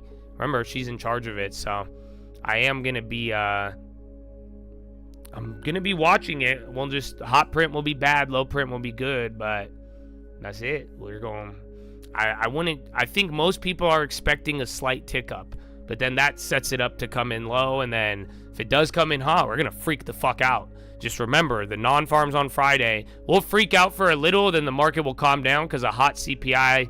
Well, actually, no, hot CPI won't even help you with rates. At least a bad jobs report, that helped you with rates. Hot CPI will not help with rates. So that could even make the whole Fed equation a lot more difficult to understand. A chicken shawarma with hummus and pickles? Yeah, bro, we've had that. I don't know what it's called, but you were like, yo, get tomatoes, bacon, and lettuce, Josh. It's amazing. I'm like, that's a BLT, dog. What? All right, let me go to the bathroom. Follow me on Instagram at The Trading Fraternity. Yeah, Bloomberg. Brian saying. Oh, yo, can you buy a membership? Saying that the the weed stock. We hit 300%, bro. We had some good hitters today. 800% on MO. And then so like I didn't have to ban as many people during Philo, so thank you. But yeah, if you buy a membership, you get the time machine. If you don't know what the time machine is, it's also known as the Watchlist to some. Whose name has been in and out, but not necessarily through any actual report that she was being considered. I love you. God bless America. Bank supervision, and that joins Mark Summerlin, the former Bush economic advisor, Kevin Hassett, the current Trump administration head of the NEC, and Kevin Warsh, former Fed governor, along with Jim Bullard, the former St. Louis Fed president, now at Purdue. So I cannot give you any insight into whether these reports are accurate. It does seem as if the administration is casting perhaps a wider net from the one that we thought about. Whether or not these are the people that the president would support is unclear to me. Lori Logan, a bit of a hawk. She ran the desk at the New York Fed. Phil Jefferson was an academic who was plucked up to become vice chair of the Federal Reserve Board. He's obviously a competent and well-known economist, but he has not been, at least publicly, a leader on monetary policy. And of course, you know the rest of the names that we've talked about. Just real quick, Brian, I did on Friday, when this first round of additional names came out, I got a statement from the White House, kind of neither confirming nor denying, but I think it's worth reading at this point. It said, President Trump will continue to nominate the most competent and experienced individuals to deliver on his pledge to make America wealthy again. So MAWA, I had not heard that one before. Unless it comes from President Trump himself, however, any discussion about personnel decisions should be regarded as pure speculation. And I think that's important from a White House official, because Scott Bessent can do all these things and he will talk to a lot of people, but I believe ultimately it's going to come down to a meeting between the president and this individual, and the president being comfortable with this individual, with a question as to what it is the president really wants to happen at the Fed. Mahwah, also a town near us in northern New Jersey. That aside, Steve Leisman, where do these new names come from? I thought we were down to basically the two Kevins, Warsh and Hassett, and Chris Waller. I thought so too, but again, these are Bloomberg reports, and look, hats off to them. I'm sure that they're accurate in terms of the reporting of this. That these are names that will these are people who will meet with the with the Treasury Secretary for possible consideration. But again, the issue, Brian, becomes does the president want somebody who's going to do his bidding, someone who's going to transform or reform the Federal Reserve Board, or does he want somebody who's going to uphold the independence of the Federal Reserve and is well regarded by markets? I think you might be able to get two of those three. I'm not sure you can get all three. Yeah, we'll see. And maybe there might be a few wild cards that could come in, including some people that are sometimes on this network. We shall see. Steve Leisman, couple new names being thrown into the mix. Steve, thank you very much. All right, an industry in transformation keeps transforming. Some big deal headlines in the media space and will impact your TV. More ahead with CNBC founder Tom Rogers. Yeah, 90-day extension, but think about it. If you didn't get the extension, it would have been bad, but then if you get the extension, you already kind of expected that. So that's why it's not there. We still don't have a China deal, though. That's the problem. So I'll get another 90 days, but then that just means the fireworks might get delayed. So now it's just all about economic data and then the peace deal, but then China. I'm telling you, we need a China deal. I've been saying that from the beginning of the year, and nothing's happened. That's why this whole, like, back and forth and the timing, even how a lot of people are interpreting Trump, it doesn't matter. We need China. That's the problem. So until we get that China deal, I mean, it's good. Your market could hold up and you're going to have time to pay attention to other stuff. But don't forget that China deal is important. Even Michael Wilson, there's some people are like him are thinking that will be the top. That like right when the China deal signed, you could run up without the China deal because you're looking forward to it. But right when it comes in, some people think that might be kind of the end of this mini cycle. I don't know. I think it depends on what we actually get in the deal. But yeah, that's where we are for now.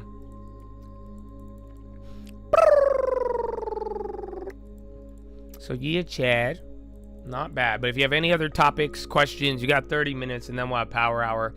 Monday's flying by, bro. You're just talking peptides. I got me a drink and some protein. Do you think we could get a deal? I mean, yeah.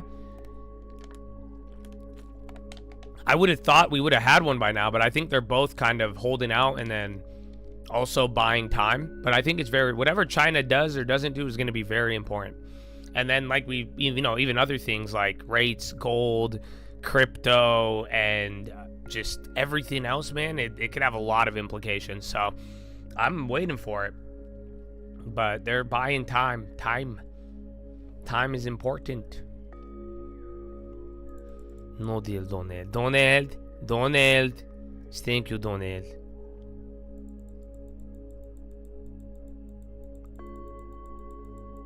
Remodel on the bathroom for a wedding gift. There you go. Already work. That's great. But as long as you do work, if you do it quickly, I'm a big fan. Because a lot of times, just don't let that sit too long. Or like, if you start the project, just finish it. That's what I'm saying. Like, even on the videos, bro. Like, I already have a lot of work already completed on the farm. Like, boom, you get in, plan it out, and just go, go, go.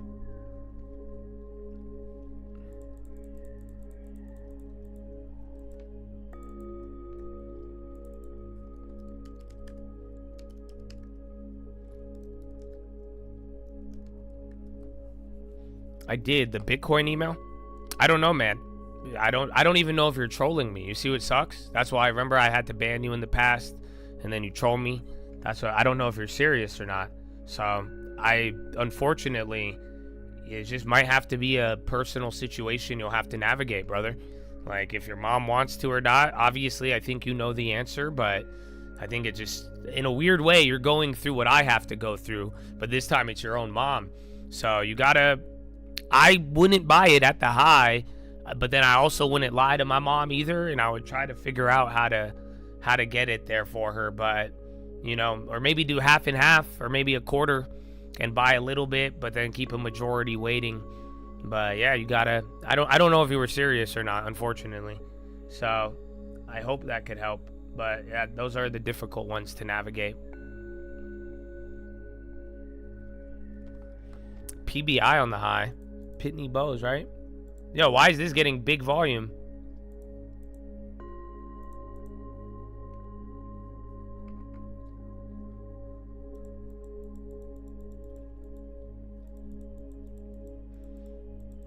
One day we'll remember what you did for us. Just remember Jesus Christ, you'll be good, dog. That's all that matters. At least to me, I guess. I don't know. I saw one this weekend. I don't know if that was your beat. Somebody sent me a beat. It was amazing.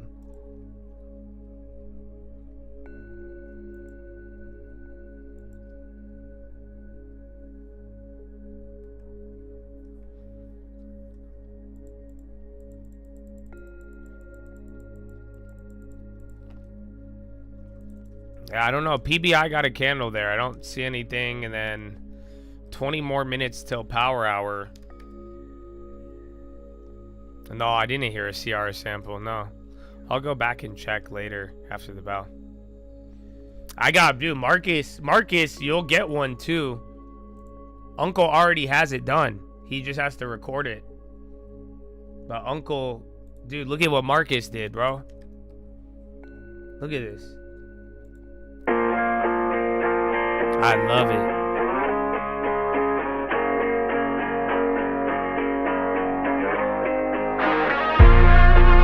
He got me the beat. I do. I heard this one a lot, bro. Plays that in there. Swimwear. Nah, you'll see. You might have one by the end of this week. It's done. It just has to be laid down. Uncle, I don't know where he went. I heard him. He came with me to the farm, but then I didn't see him after that. It's such a nice beat, bro. I love it. I love that. I like the song and I like Remble, but I really just love that beat, bro. It's a smooth beat. You could have it.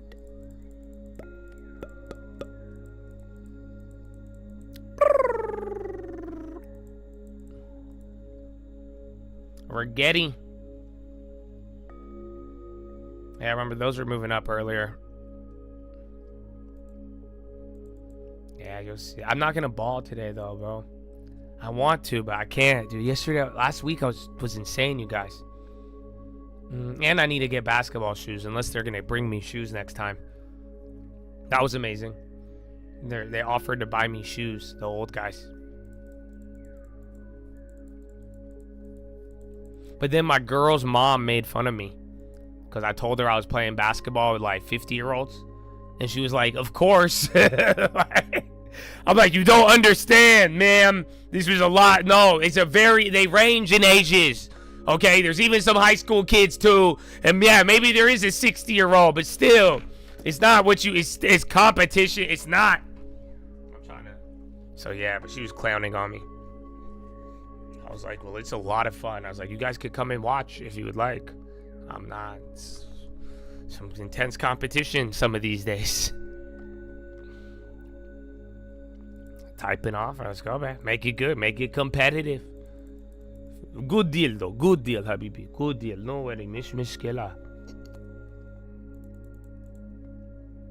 I can't break their ankles, bro. I did it to the one guy. He's like in his 40s probably. But like, bro, I hit him with the hezzy, bro. They get... That's what I realized. One old guy told me, he said, bro, just run. You're fast. That's what he told me. He's like, just go. Just dribble. And I noticed it. Bro, I have an ill hesitation if they're old. Even the young guys too, though, because they don't know what to do. Like, I just hit with like a jab step dribbling. Just hesitate a little. Then they just start... And then you just go. And that's it, bro. I loved it. But I got some moves, bro.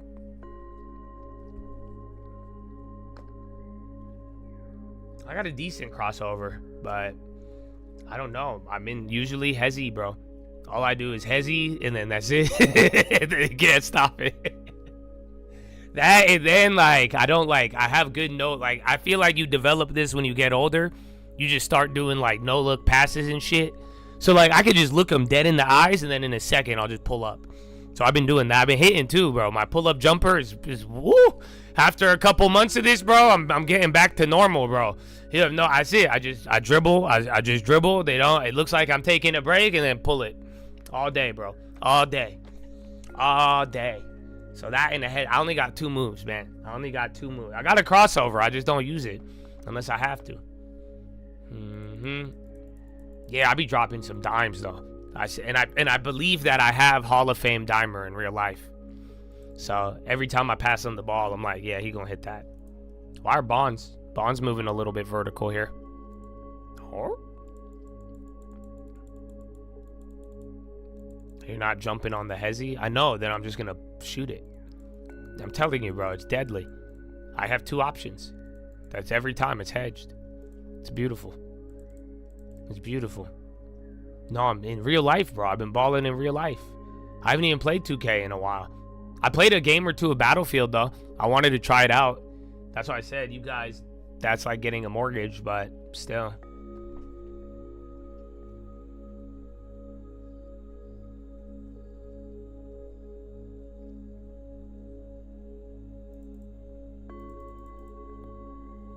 All right, I need to go potty, though.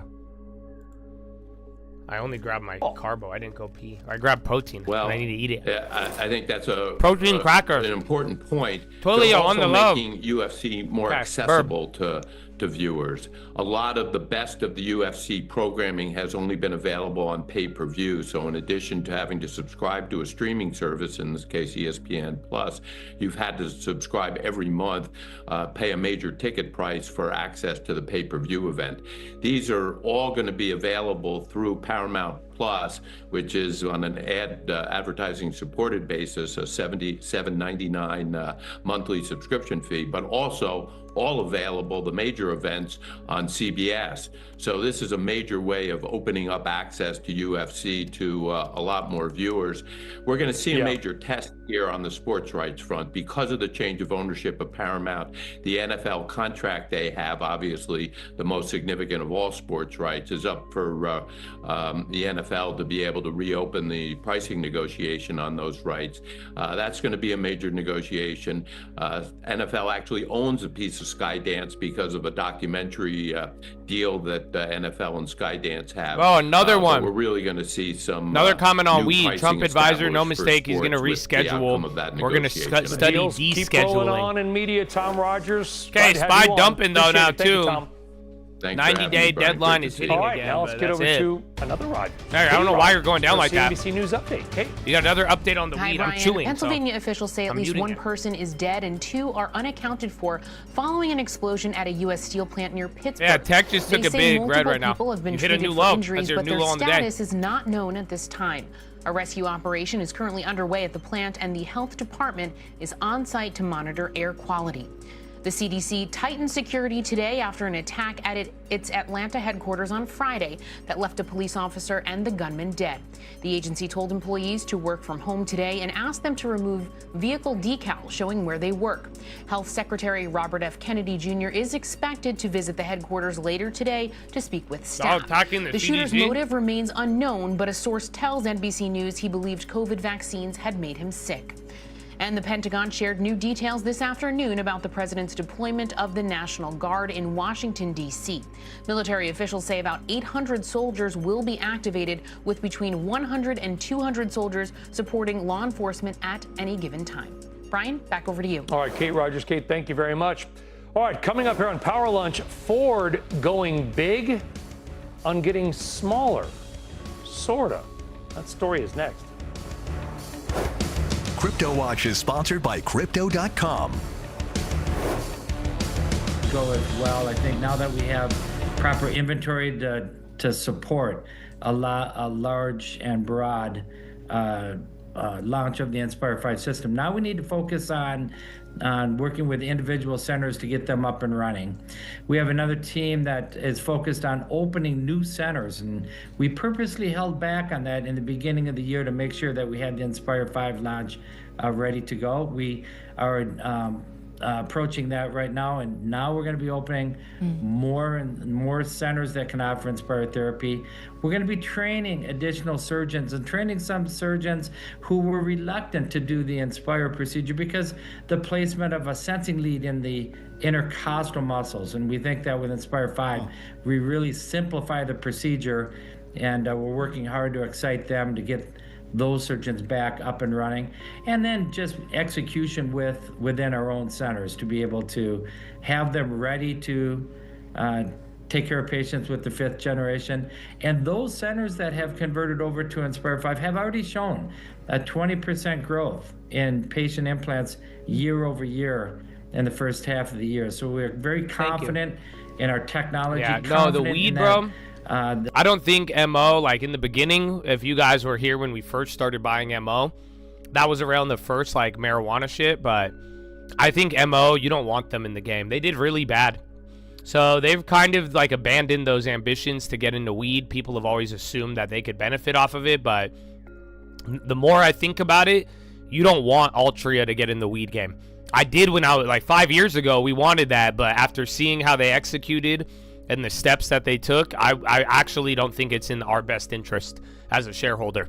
I think if MO just keeps doing what they're doing, we'll be a lot better off. But if they try to get into the weed venture, I think they're going to burn a lot of money. Let me put it this way. It would be like giving your parents money and sending them to the dispensary to buy you your weed. Do you think they're going to, how do you think that's going to work? Right? So I'm not really like getting high like that. So, but I could only imagine if I told one of my parents, my mom would say haram. My dad wouldn't understand until he got there. But if I told him go inside and I need you to buy this, and this, I think it would be terrible. And that's what it reminds me of when these boomers try to get into the weed game, is that might happen. So I don't want, again, back in the day, we did. If you guys remember when we bought MO, we talked about weed ambitions, but they failed. They bought bad stuff. They lost money. It just really distracted them, and they don't really have a good edge in it, you know. But they have an edge in tobacco. They got an edge in cigarettes, and they got it in smokeless too. So that's it. So, ta-da!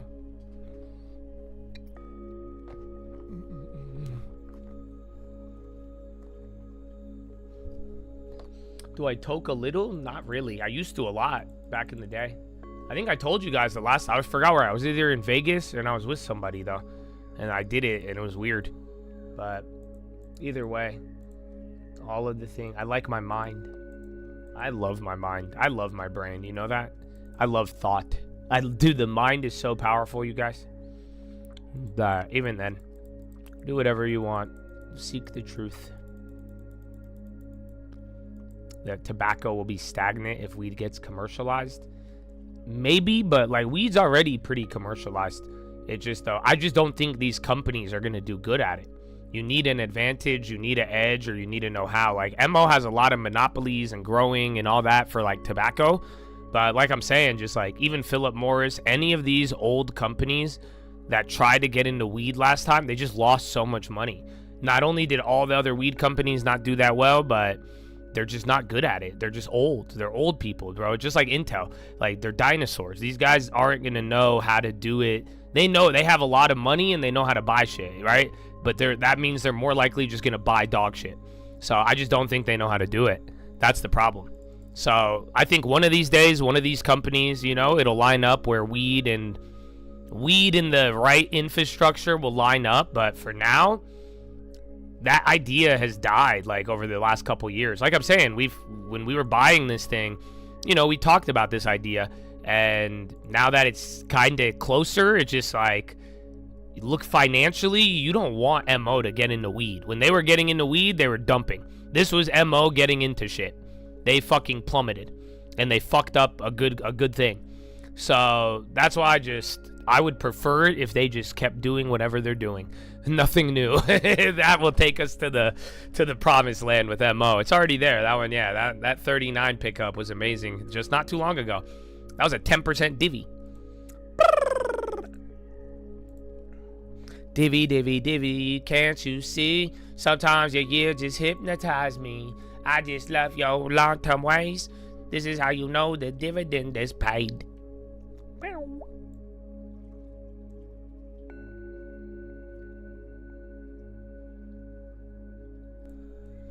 No, it was during all of it. It was Juul, cigarettes. That's what I'm saying. They bought Juul. Juul failed. They bought into CGC. They were buying everything, and they all failed. They were trying to get into everything. What they should have been doing was just doubling down on ON and called it a day.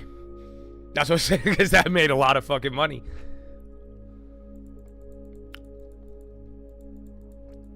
Well, if it stays 10%, it's probably because the company's doing shit. So if they got any, it would have been bad. But that's what I'm saying. For a long time, I was telling you, MO, I was never worried about their dividend, even when the expense ratio came up, because they have assets. They own shit, and they were ready to sell them to monetize right away. So they had like billions of dollars. I wouldn't have been worried about it. So that's why high yield for a little bit, but now that they've gone away, turned it around, got a little of the cyclical juice too, it's easy money. It's because I don't know why. That was some weird China shit. We banned Juul flavored, but then we allowed all these China companies to sell their flavored vapes for the last 5 years. It's so weird. That's like one of the weirdest things that happened. I think it was like a humiliation ritual or something. Because, dude, it's so weird. You can't buy at the gas stations. You can't buy the flavored vapes. But if you go anywhere, you could get a flavored Chinese vape. You guys, where are my smokers at? Again, all my friends own smoke shops because they're Middle Eastern. I know that's a stereotype, but for real, all my Middle Eastern friends really do. But yeah, you could go to any vape and buy, like any smoke shop, you could buy a flavored vape that is made from a random ass brand in China. But then it's banned for American companies to sell flavored vapes. You literally just handed over the market to the Chinese. It's the weirdest thing. Because again, they only enforce it on American companies, but then these Chinese companies it's like 30-40% of the market. I think more. I know the company names. I could call my boys like Jin something and another one. They're these really big, they're Chinese corporations.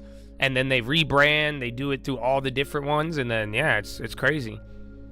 Juul should make, that's the thing. I think they should either ban them out totally, or you should at least let the Americans be able to profit off of it.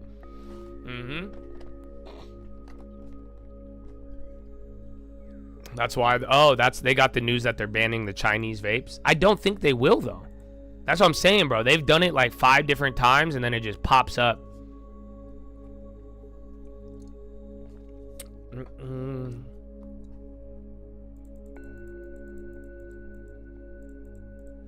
Juul won't make a comeback unless they redo everything. I agree with you, but if you ever spell comeback like that again, dog, I'm not gonna be friends with you. Okay? That's odd. Why are you spelling comeback like that, bro? Nah, bro, I'm feeling really uncomfortable, actually, now that I think about it. Mr. Smoke Break. Nah, don't give me those eyeballs. Nope. That's getting deep. It's getting weirder. I didn't ban you yet, bro, but keep giving me those eyes, bro. Out of personal safety, I'm gonna ban you. Don't you dare spell comeback like that and then sideways eyeball? Excuse me? Yeah, bro, I'm gonna run. Fucking flee.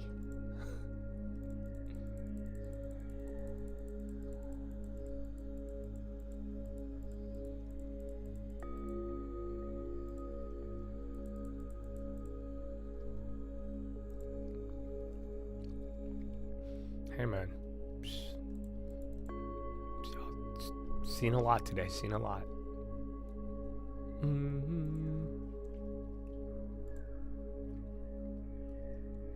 But yeah, if you have any more, you have 4 more minutes, then it's power hour. So, any other off topics? I think that'd be a good segue. Other than that, get ready tomorrow. I need to wake up early. I forgot that was non-farms. I didn't wake up and then something happened. I was up. I just needed to use the bathroom.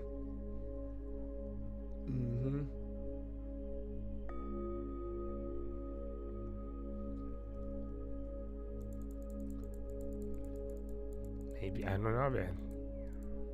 Do I like instant noodles? Yeah. You know what I love? Migo ring. Do you know what Migo ring is? It's like a Korean ramen or something. You buy it at like these stores. Oh, dude, it's fire. Migo ring. Go hard, bro. It's the best ramen in the world. I'm telling you, that shit, I'll eat it daily. And it's cheap. And it's fire. Migo ring. Somebody know what I'm talking about, right? Or I think I showed it to you guys like a year ago. Indomie? I'm down to try, bro. Their stock went crazy. Oh, no way. I didn't know that. Yeah, bro. Migo Ringo's crazy.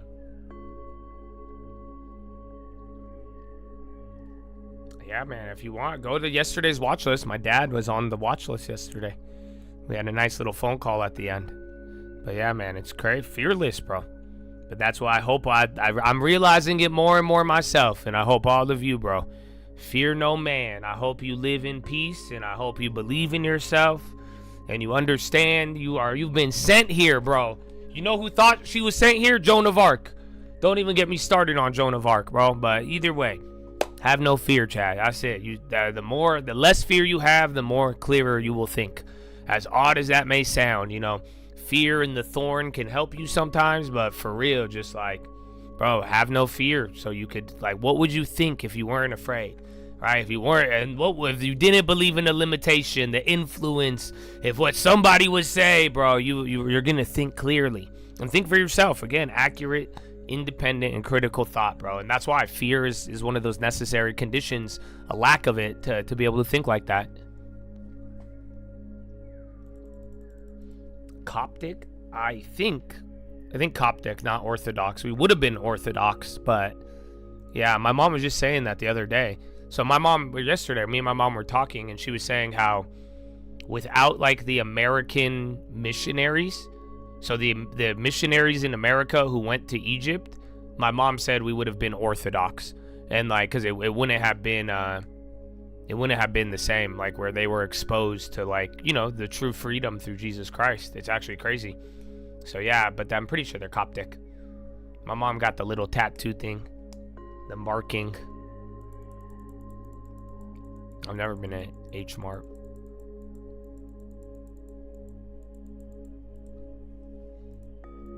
I've been to, dude, World Market has everything. If you go to World Market, bro, you could get all the types of foods. It's crazy. They have every country. You could get the Asian food, the German, they got Swiss shit. That's why I love World Market, bro. It's bad. You could go get all of the little snacks from all over the world. It's expensive, though. That's the only thing that sucks. They charge a fat premium. Bro, MO. I dumped those early, but they're still killing it. And then even the weed plays, too. So not a bad day. I think my NVIDIA play was the only one that didn't work. And then Fannie Mae's up 20%. So if you guys want to, you could get 20% free, or we could keep pushing it. Because remember, we had to play shares, but that's still going all day. Your MPs are still up. Yeah, the NVIDIA went down. The NVIDIA didn't work. That was the only one.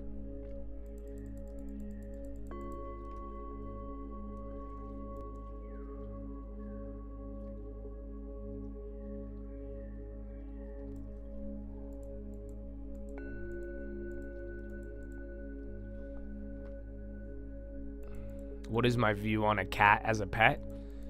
Useful and easy to take care of. I prefer dogs, but we're gonna get a cat because the mice for the farm. So we're gonna need a farm cat. They're really useful. They'll probably eat you if you end up dying. They have no loyalty, but otherwise not against them. I'm a big fan. I like dogs more though. I love dogs, honestly. Oh, okay, guys, are you ready? I have an idea. I don't know. I have an idea for the farm. I have a backup plan, essentially. Are you ready? So, my girl showed me this. There's a farm in Joshua Tree just for golden retrievers. And then me and my girl got the idea where we're like, if we don't want to do anything too crazy and none of these other plans work out with the farm, we're just going to get 50 of the same dog breed and turn it into that dog breed, so people could come. Because people will travel across the world to go to a farm of golden retrievers.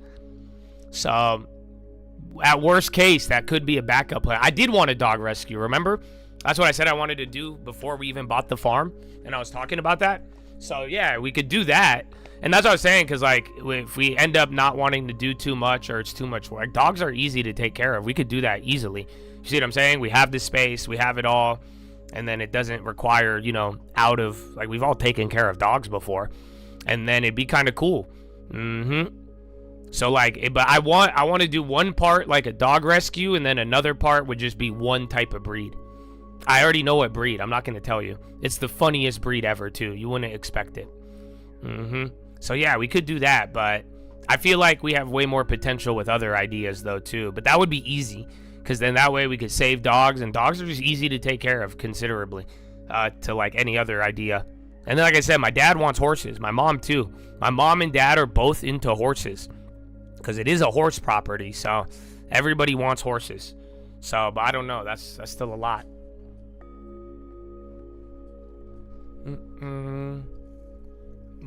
So you guys want to pivot to dog rescue then? So I like it though. I like that idea a lot. Yeah, bro. We could get like 100 dogs, easy. We're not gonna start with it. We could start with like 10, 20.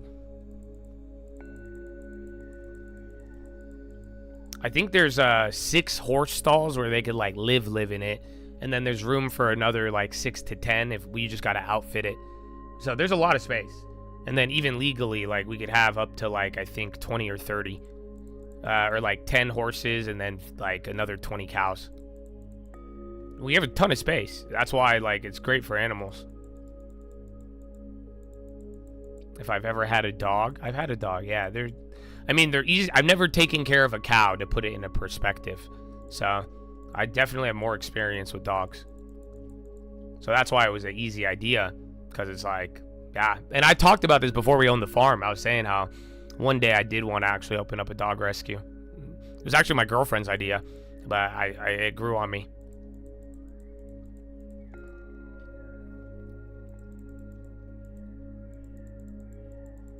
Think this through. Dogs require too much. I mean, they require just as much as any animal. Again, the other animals on our list are like cows and horses. So I still want a cow. Yeah, you can't monetize a dog rescue the same, but you could probably monetize if we get 100 of the same dog and it becomes like the golden retriever farm, you could probably monetize that. But like saving the dogs, no, that's just out of that would actually be an expense. But that's what I was saying on the video, man. Because again, some people are like, how are we going to make money off of this? And that's why I was like, bro, you could rent out the stalls and the stables. There are so many ways. Or if one of you wants to do the Airbnb, you'll see it when you get to the property. I'll show you some of the development plans. I want to build these like single boxes on the mountain, because we own 2 mountains. So I could put these little glass house studios. I could build like 5 or 10 of them pretty cheap, and boom, that's $500, $1,000 a night on those. That's what I was saying, bro. If we could actually, even if we want to do this Airbnb, and I hope you guys watch the video. I have more because I got more shit in, and I'll show you. But like, I'm already doing the Airbnb setup process. So right now, most of the beds are set up. That's why I'm saying by end of the month, you guys should be able to come over. But you know, we have shit in there. But like, even if we don't do a cult event, that shit's ready to go for Airbnb. And you got to realize, that's why I have plans with it. We have to make the money. We have to cover the expenses. I want it for the cult. But that's why some people who keep talking shit, I'm like, you guys really don't get this, bro. This is a multi-million-dollar property, okay? The Airbnb rate on just the ADU, I could get several $100s, if not $1,000 a night.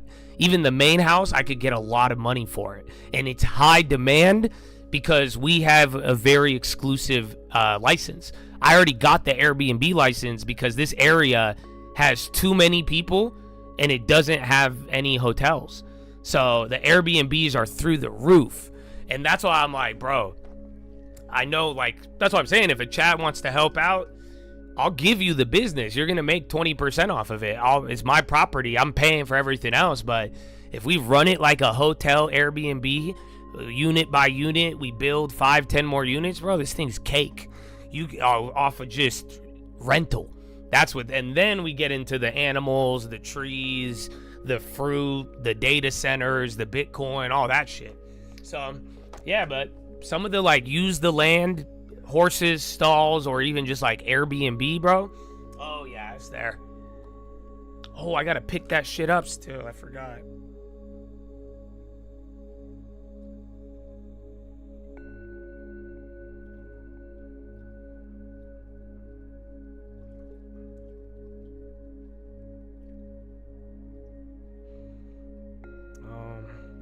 I could either go 1 or 6. I need to go get something. I just got texted. I forgot.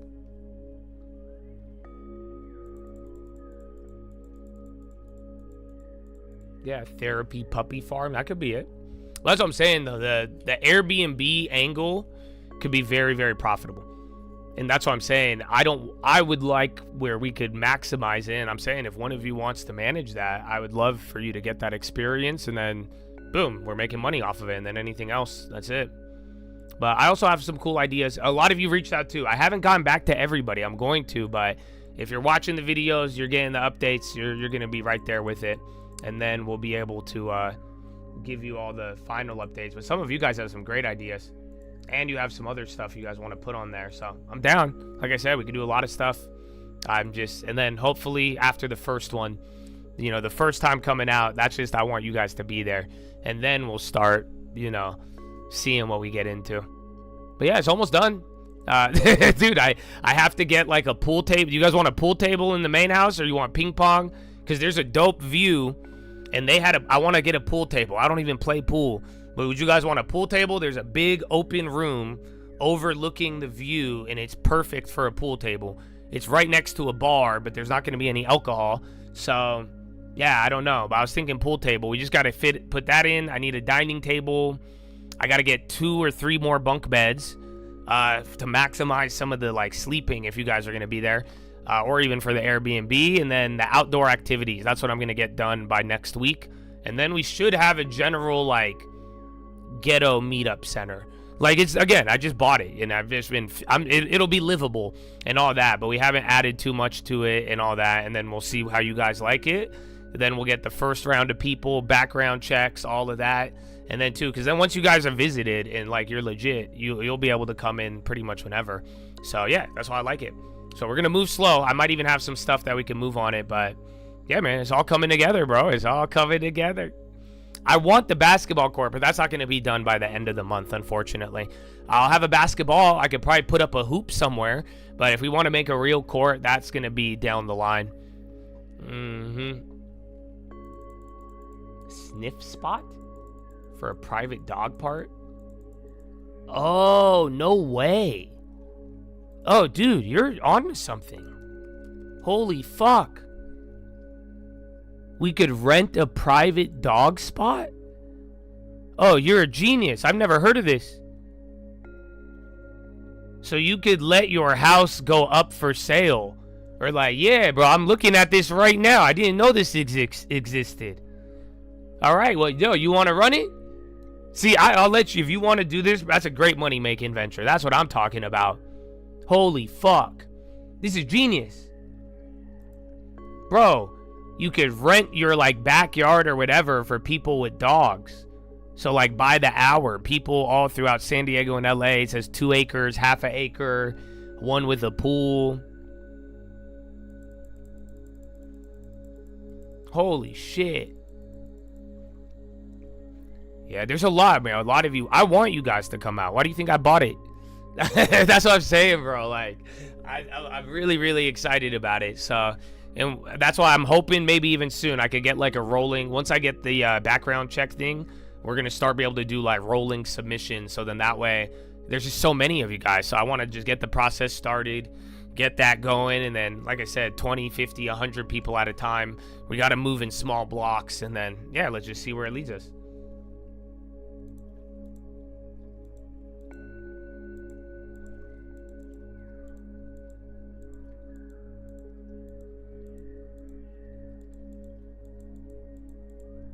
Yeah, bro, let's see. I'm down, bro. But like I say, in the first, that's why I want you guys to come out for the first time and let's chill. And then you'll see it with your own eyes. I'm telling you, you guys haven't even seen it yet. Even my dad saw it finally yesterday. Bro, my mom, bro, it's one of these, it's a trippy property, you guys. It's not what you think it is. It's not like one of these like Tennessee, like it's not like rolling grasslands of hills, but it's you have to be there. You're going to see it, and then all the ideas will come. And you'll start to, that's what happens to everybody when they get there. And then they're like, oh my gosh, it's a trip, bro. So that's what I was thinking. I just want it like hangoutable, livable, like nice. I don't want it to be like not nice. That's what I'm saying. I already got it cleaned.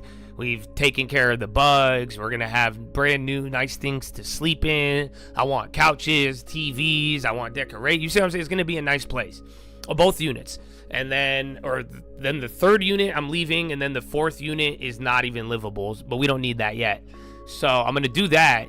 But then after that, that's what I'm saying. Once you see it, we go through the process little by little. Some of you will be like, okay, I want to do this, or I'm going to stay here, boom, boom, boom. And then we'll see. And then we'll vibe. Elf, that's been going up all day. You don't do anything but provide access. Yeah, bro, I have all of that. I have 5 different places that are already like fenced. That's a great idea, Jimenez. I've never heard of this. It's amazing, bro. You could literally rent your own. I could put this up right now and we could start making some money. Yes. That's a great, Jimenez, if you want to end up doing it. I don't know how busy you are, but that was his idea, bro. I like that. I've never heard of that in my life, and that you could generate money instantly off of nothing. Yeah, bro, that's a great idea. Sniff spot. Because then that way you could rent out the land while we're doing stuff, but then you don't have to deal with tenants. It's just dogs. It's like you're pretty much renting personal space for dogs. It's like Airbnb for dog parks.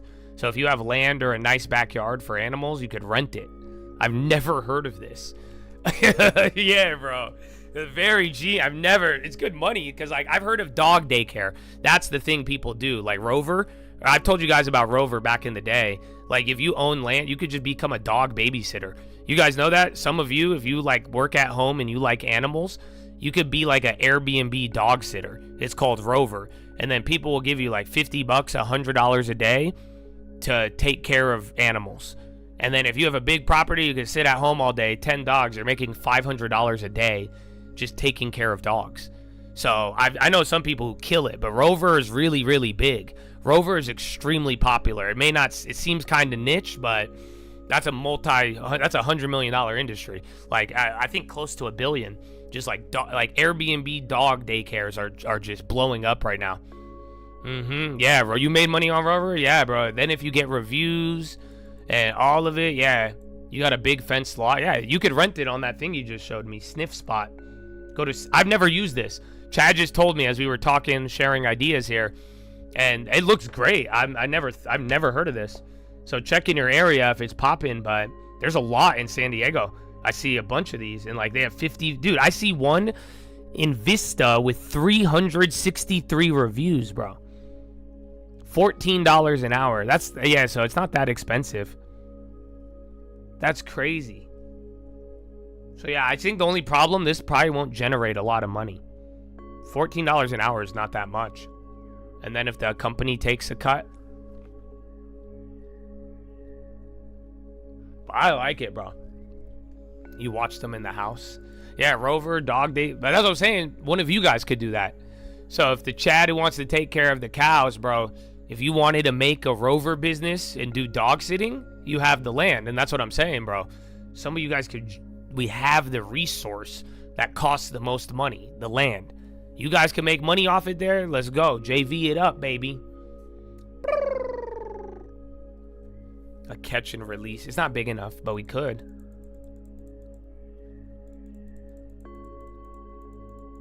That's cool. I like it. Any other ideas? That's what I was saying, bro. The right ideas, the right motivation, I think it could be great. But either way, plan for end of the month if you want to come out, and then the next few weeks, I think we're going to be able to start taking, applications, set up, and all that. And then, yeah, get ready, baby. No, there's a bunch of rocks. Did you guys see my story I posted? I think it went away. I posted on my Twitter, bro. I just discovered this one. It blew my mind, bro. There's a gigantic ass rock on there. Oh shit. I saw that, bro. There's a lease deal on Audis. You could get an e-tron Q6 for $399 a month. Are you ready for this one? 2025 Q4 e-tron for $199. That's crazy. No, that's a good deal. There's a lease special on the Audi EVs right now in Cali. But yeah, $199 for an A4 e-tron. But yeah, it's EV. That's the only downside. Here, let me post the rock picture, bro.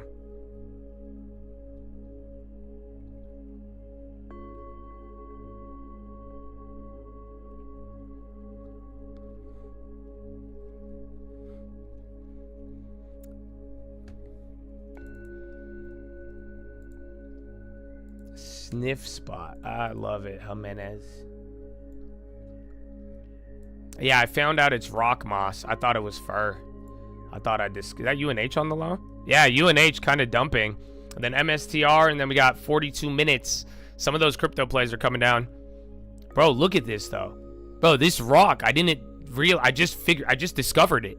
I was driving around the property and I was like, bro, this is massive. It's like 30 feet tall, bro. I can't explain it. It's huge. So if I walk up to it, this is taller than me. But everything's taller than me. But still. But like, yeah, so it was, I was a big fan, bro. That's the rock. Okay, if you have any ideas how to monetize it, there's a ton of rocks. But then what we're going to do for the agriculture that we want to plant, if we want to do like rows of plants and shit, we're going to have to clear a lot of brush and rocks because there's a lot of land that would be great for agriculture and like growing food, but we need to get rid of the rocks and shit. So yeah, if we could make money off the rocks alone, that would be awesome, but because there's a ton. Like a lot. Make it, oh, should we climb it? Should I put those things? But then someone gonna die, bro. What do you mean? Nah, we got a liability, dog. They're like, yeah, he put this gigantic rock and he put holes in it so we could climb it. Thanks, Josh.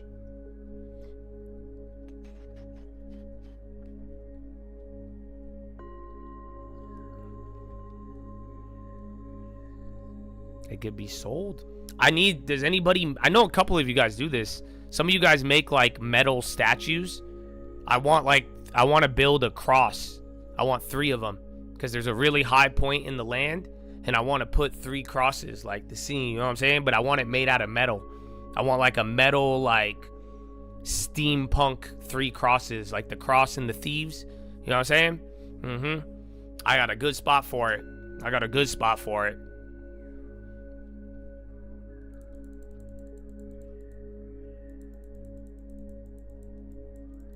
All right. 40 minutes. Why 3, not 4? You don't know? So when Jesus died, they put him on the cross, and then they put him next to 2 thieves who are also getting crucified, 2 criminals. One of them made fun of Jesus, the other one went with Jesus. It was dope.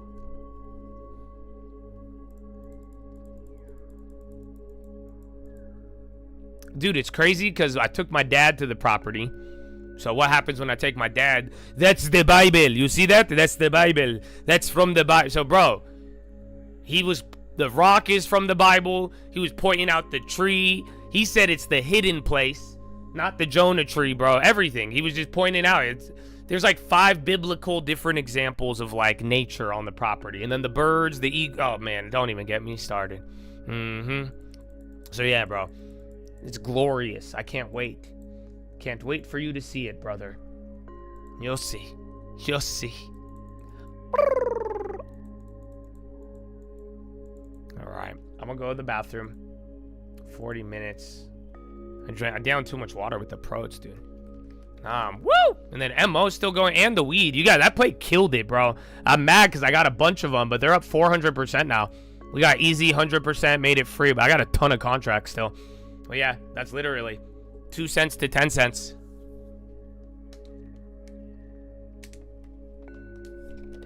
All right, let's see if we got propaganda. And then I will be RB. Okay. Now, David Joyce is senior analyst over at Seaport Research Partners. And it must be kind of difficult to try to, I guess, assess a company like this, given that they haven't said a whole lot, publicly at least, about what they plan to do now that the deal is done. So I asked you this, David. What are your expectations? What do you think is next for David Ellison and Skydance? So they've had the consistent message from when they announced the deal more than a year ago, focusing on making this a more tech-oriented company, which would mean that they would be leaning on the Paramount Plus and Pluto TV services and probably taking it a little bit deeper internationally, and relying on Ellison's relationships with the tech world, which increasingly means integrating AI into the processes of content production and what have you. But it's I think now that you do have the implicit deep pockets of these controlling shareholders, they can take a longer-term perspective and go in bigger to applying the technological strategies to kind of reinvent what it means to be a media company now. What do you anticipate with regards to how they shape this company? Do you think this is going to be a story that's more organic, basically building up from within, or do you anticipate that maybe David will sort of, reach into his own pocket or maybe the pockets of other folks and try to figure out a way to maybe buy their way to growth? I think it will be a combination, but basically there are three businesses to pay attention to here. The declining TV media business, which is still supported by live sports rights. I would imagine that some of those cable networks within their portfolio, they've got MTV, Comedy Central, Nickelodeon, and a host of others. I would imagine some of those could no longer be linear networks and be genre tiles, perhaps, within the Paramount Plus system.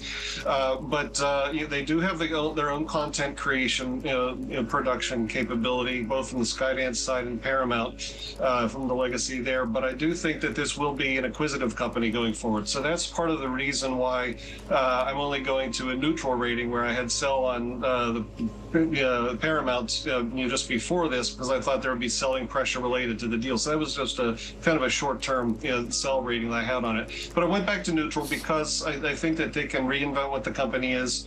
Maybe they get more into social media as a means for distribution, but I do think they're more of a buyer than a seller. Maybe they do some mergers, and I do think we are in this phase of industry rationalization. You've got things going on where assets are being separated at Warner Brothers Discovery and at Comcast and at Lionsgate. So maybe there is something to do, but I don't think this would be a seller, and that's normally where you would get the valuation premium. Well, we've already seen, a $7.7 billion deal for the next 7 years for MMA, UFC, right? What do you make of the pricing there? Does it seem reasonable? So that's probably a reason why the shares continued to fall today after we came out with our neutral rating, our upgrade last night. It is a larger deal than expected. It's good for TKO shares, but it is $1.1 billion on average per year. The good thing is it's something that could help the Paramount Plus subscriber base grow, and it could reduce churn for the subs who are already there, because they'll get access for the first time to the UFC pay-per-view fights, which before you had to pay specifically for. Now it's going to be part of your subscription. So it's something where they're probably losing money early on, but long term they're adding to their ad revenue. They're reducing churn, which increases the lifetime value of their subscribers. They're going to be growing subscribers likely, and they'll probably have a front seat to getting a chance at some international rights for UFC when that comes up. So I think in the short term it was a surprise that they won this, but it is probably good for the long term for the assets within Paramount Skydance. Definitely for building, the powerhouse of content that David Ellison does seem to want to build. You mentioned that eventually they'll get more acquisitive. What kind of sizes of deals do you think we would see in that instance? I mean, are we looking at, an effort to acquire Warner Brothers or something like that? Yeah, bro, I'm just stream alerted. If you got the MSOS, you could get us credit with a very nice gain with 100%. So I already made it free. I'm still riding, but that's killing it, bro. It's getting kind of insane. Their ad tech capabilities, measurement capabilities, moving the Paramount and Pluto onto their man, we got 30 minutes left. 34. There could be some large, transformative deals in the future too. They will still look to generate cost synergies out of the current assets, and if they were to merge and do something with a Warner Brothers or the Versant, you never know. Yes. There would be some more economies of scale to come from that. David, thank you so much for joining us today. That is David Joyce, Senior Analyst at Seaport Research Partners, and that stock down about 3.6% right now. Coming up, we're going to be speaking to John McNeil, the co-founder of DVX Ventures and former president of Tesla, about how his company is leveraging AI to save time and money when it comes to launching startups. This is Bloomberg. Bloomberg. Thank you, Bloomberg.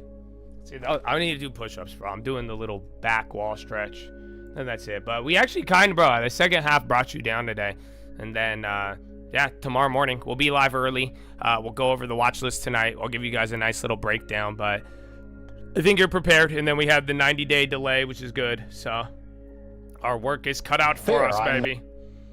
I've been making the case for some time that some rate reductions are in order. Neil Dutta, not a Trump appointee, has been making the case for some rate reductions. So I reject the political motive here. There are.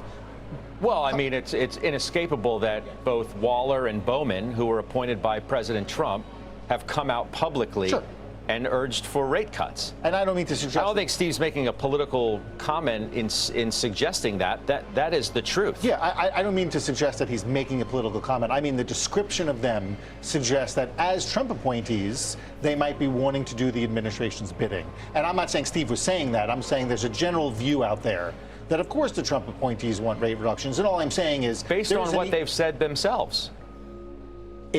As in terms of kowtowing to the administration? Well, I'm just saying Waller and Bowman have made the case publicly they want rate That's right, cuts. and I'm saying Waller's case in particular for rate reductions is grounded in sound, legitimate economic thought and arguments. I'm making a semantic argument. I don't like that they get characterized as the Trump appointees favoring rate reductions. There is a solid case for reducing rates by someone who was appointed by Trump or someone who was not appointed by Trump. What's the most solid case for doing so right now? Clearly, the labor market is slowing down. Outside of what we'll call tariff-induced inflation, which I've been arguing for some time, and I think I'm not alone, is, for lack of a better word, one-time in nature. And I understand you want to be careful that this doesn't seep into broader inflation expectations and affect how the consumer and society views things more generally. Job growth slowing is different than job losses picking up. Sure, but I don't need job losses to justify rate reductions. I think the rate right now is modestly restrictive, but maybe even a little bit more than modestly restrictive. That's fair. I think the Fed chair has said as much. So we agree, and so I think what we're talking about is, I think you could justify, let's say, 2 rate reductions this year to try to normalize policy and get it back into a neutral plane. And from an investor standpoint, which is ultimately what we're trying to do here, that would be a positive outcome. Not because rates are lower, but because the restrictiveness has been removed. Not because rates are lower, therefore stocks must go higher, but the damage that perhaps modestly restrictive rates are doing to the economy and eventually corporate profits would be reduced. The pool of prospective Fed chairs is growing. Obviously, that's why we just had the update with Steve. Is there somebody on the list now of the 8 that he counted that would be the most quote-unquote market-friendly? Oh, techno shock. I think what for up, a variety of reasons, Christopher Waller at this point is probably, now the based on my deficit, conversations with people around without the the street, cult member Christopher Waller is stimulus, probably I think we quote-unquote did good on the new He has natural the deficit. sterling economic welcome, credentials. brothers. He has been making the case for rate reductions, which on balance investors prefer. Wrap Lower up rates again. better than I'd higher prepare. rates. Think about And it. has been Hot or doing cold so CPI. again Make in those plays sound now thought if you're really theory, going to do it. and Otherwise, is not I think you're viewed as done for the someone day, who man. is, So I wouldn't in bed with the overthink it, and I administration. wouldn't To not counter be it with someone prepared. not And then to pick again, on these her, but weed plays perhaps are just tomorrow next we level announce too. Judy If you still got Shelton them or was the not. head of the Federal And Reserve. welcome new That would carry, members from and an praise investor the standpoint, Lord. more political weight, so to speak, than someone like Chris Waller. Now, how reliant do you feel like the market's going to be on rate cuts to have a sizable move between now and the end of the year? I don't think and I've been of this view for some time, tweaking rates, every time I'm on with someone and we talk about rates, they go, oh, who cares about 25 basis points? That comment is made jokingly, but it is true. 25, 50 basis points doesn't really matter. It's the direction of travel, of course, that matters. So with that said, if you begin the process of reducing rates to take those tail risk outcomes off the table, so to speak, or at least reduce the probabilities of those tail risk outcomes, that's positive for risk assets, all else equal, and ultimately would be viewed positively by markets. I know it's positive for risk assets, but are they necessary for risk assets? No, I have not thought for a year or two that rate cuts were necessary.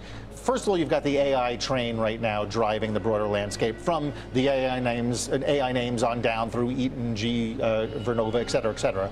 That is largely speaking rate independent, although some of the CapEx that's going to be necessary and the fundraising that's going to be necessary going forward, since we can't fund all this out of free cash flow, will be done at lower rates, hopefully, and so that's a positive. But that train rolls on nonetheless. And to the extent that rates are a problem for the consumer, particularly the lower income consumer, and we have seen very little evidence of that, lower rates are a positive. And so maybe you'll start to see some broadening out, assuming the economy holds in. So I think again, I don't know if it's enough for a substantial rally, but I don't think it's necessary. But it is nice to have. But you said the market's not reliant on getting rate cuts, but you yourself have grown a little more cautious on the state of the market in the here and now, haven't you? Yeah. Well, first of all, underneath the headline, there are some stuff of concern. First of all, the index is basically at a record high, the NASDAQ as well, and less than half of the index is above its short-term moving average.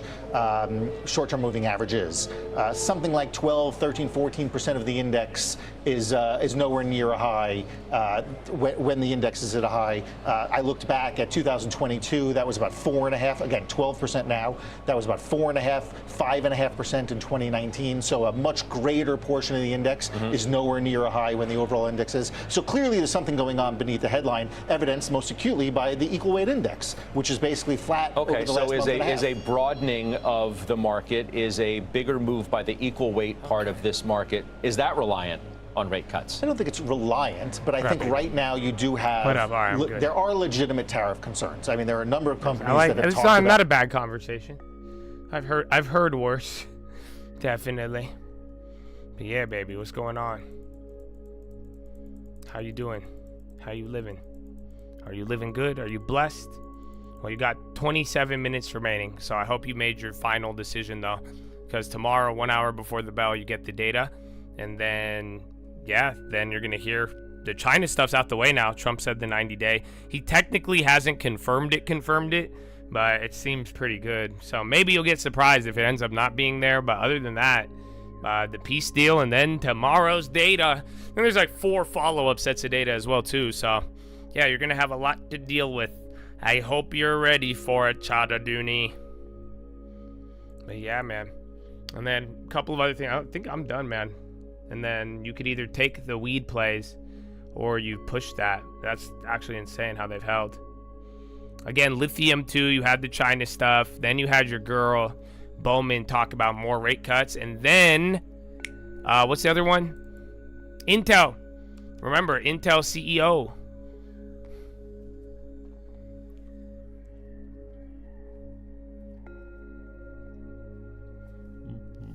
I know. I got push-ups in.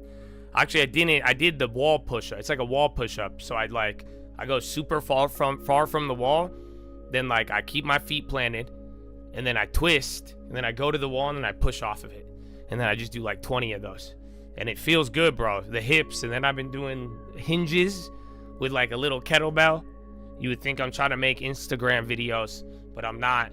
I'm doing my little kettlebell thing. Then I got I didn't do the toe one. I messed up. I can do it now. I can still talk to you while I work my toes. Should you average down? Which has been Dead Money or Humana? Those both are gonna be on like a 26 time scale. I think Intel might be sooner than not. Campbell, CPB? The fuck is this? Yo, CPB's tweaking right now. It just printed 31 and now there's big volume and then it's coming up right now. I don't know what's going on with that. Check CPB.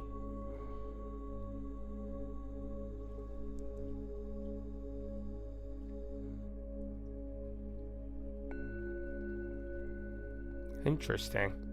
And then TKO, man, let me talk about that all day.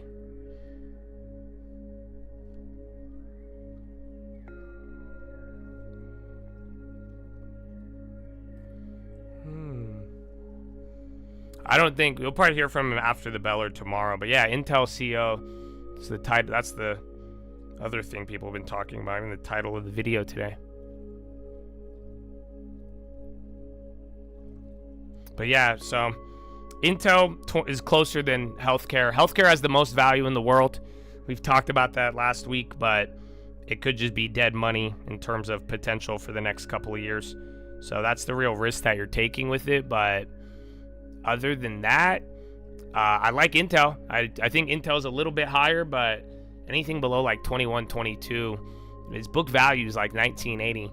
So they just gotta not be linked to China and then turn the ship around, but easier said than done with that company. But I was saying since the beginning of this year, that'll probably be around 2026. They need like a year or two to get the turnaround into play. So I like it. I'm just not fully sold on buying now because we still have low cash. So let your cash balance speak to what you should be doing next. So if you have a lot of cash, you know where Intel and healthcare and all that. But if you don't have a lot of cash, I mean, I think it's an easy decision. You don't really got to force it. Campbell's could be a good long term. Yeah, I mean, most of you know it. I'm not too big into the soup game, so I don't know if I'll be grabbing it, but yeah, I could see the appeal. It reminds me of like kind of like Conagra or another one people have brought up recently. But yeah, we got a couple new ones, and then again, earnings is almost really wrapped up, but we got a couple of draft picks to look at, so our work is cut out for us. So it's been very hot, bro. Even San Diego's been like mad hot. It's been super hot, actually. Summertime.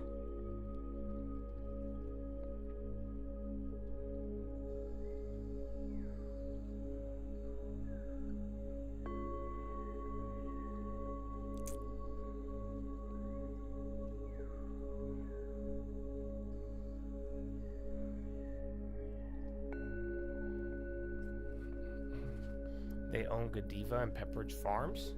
Do they really? Campbell's? Man, I know Campbell and Kraft owns a bunch of different brands too. Yeah, if you're short on cash, I mean, you know, those are industries that are still recovering, so. But I think following that has been the easiest. And then just make sure it's not up too. Like I'm saying, I'm not a fan of buying, even though everything's running. A lot of people have been realizing it though, even though the market's like feels crazy and it's going, a lot of it just 10 stocks. So there's still some value and things move, but I'm just not a fan of paying premium. And, you know, once we start getting economic results or fireworks, I know things can change quickly. So I'm still just kind of riding through and then building cash, because if you were kind of prepared into all of this, you had a little bit better of a jump.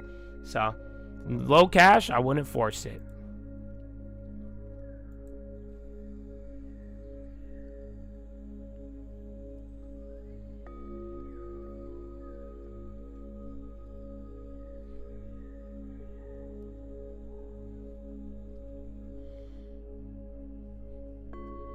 Saw someone deadlift 640. That's insane.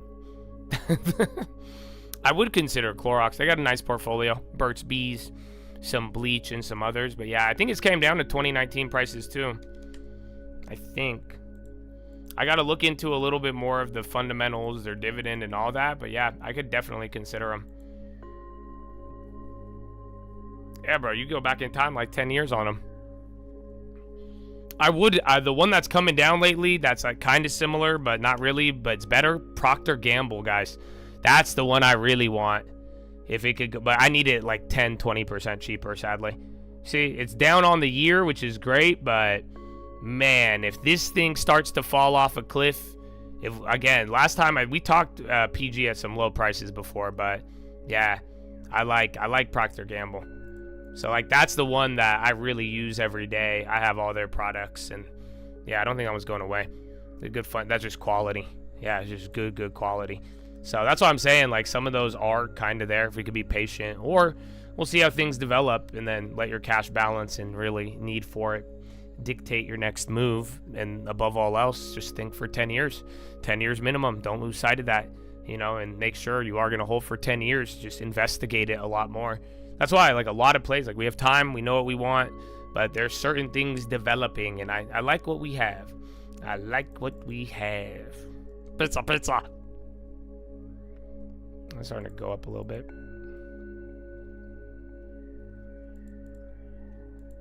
Starmer and Carney welcomed efforts by Trump to bring peace between Russia and Ukraine. BHC's going. That's been going up all day.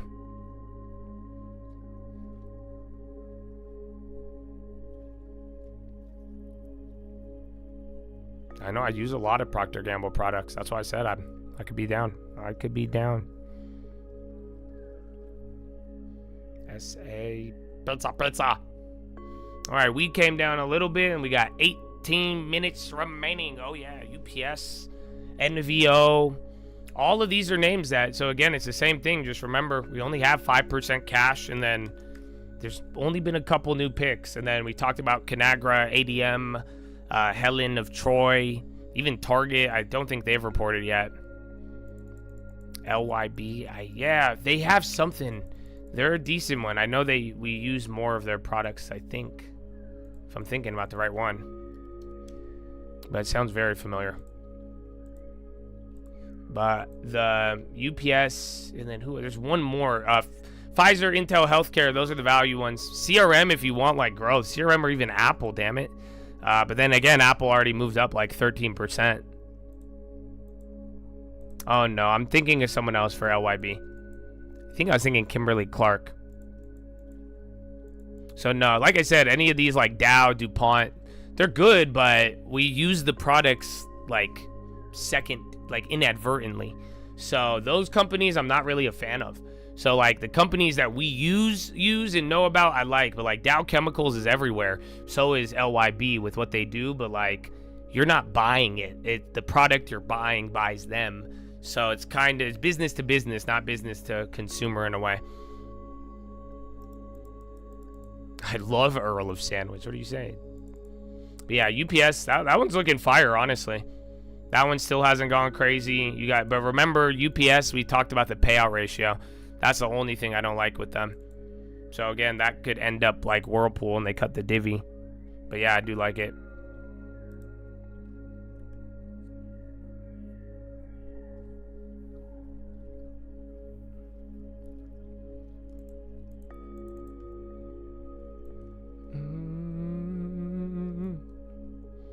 HRL. Hormel, that could be another one. All right, 15 minutes remaining. Yeah, NVO, that's like I said, NVO and the divvy. Otherwise, quality though. That's why, like I said, everything I've seen this year, there's some good ones, and like UPS is great, but like even then, the payout ratio and other things, like I want good price and high quality. That's why, again, Procter & Gamble. I think Pepsi was probably your best opportunity, or like Hershey's at like $100 or $118. So that's the thing. But Pepsi was fire, bro. In the 130s, 128 on Pepsi, I really like that. Otherwise, if we could get a PG, that'd be dope. But in the meantime, we're getting paid cash, and then yeah, you're getting paid cash, and then that's it. You're looking for a Jeremy Lin. That's a dumb idea right now. Because like I'm saying, if you could get a real Kobe Bryant for cheap in this marketplace, as all the pieces are moving around, that's a lot of people are just going to get left holding low quality bags. But this could be a time where if you get the right one at the right setup, man, that's really quality, these are going to be great anchors. So I'm aiming high quality above all else, and I want Kobe Bryant for Jeremy Lin price. That's what you want, but you don't want Jeremy Lin. As great as he is, you want the highest quality possible for your portfolio right now. Yeah, maybe an overweight Luka, but we want quality. It has to be Luka. I need quality.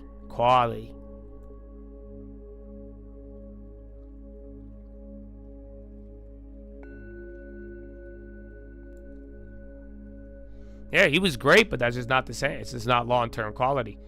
He played for a little, had a couple seasons, and that's it. It didn't work in Houston. Yeah, I need it to work for 10 years, dog. You get what I'm saying? I need 10 championships for 10 years.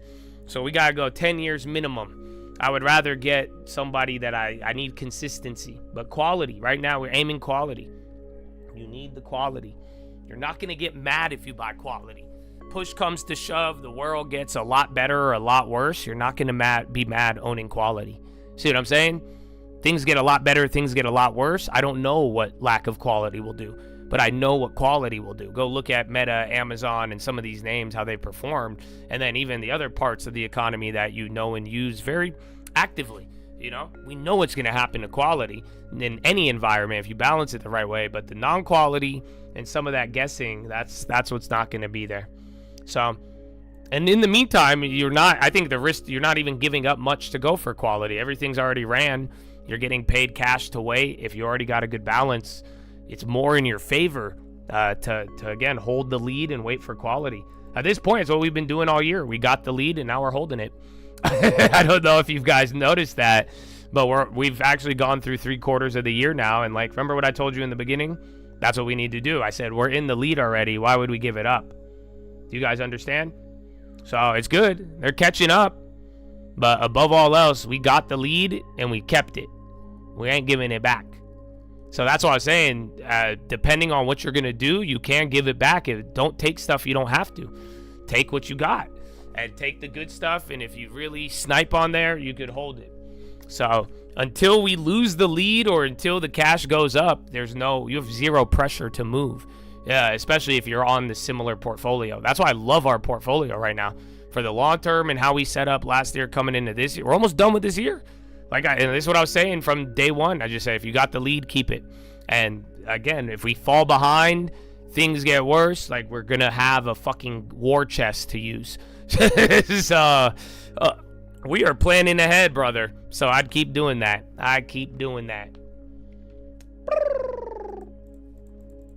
Plant.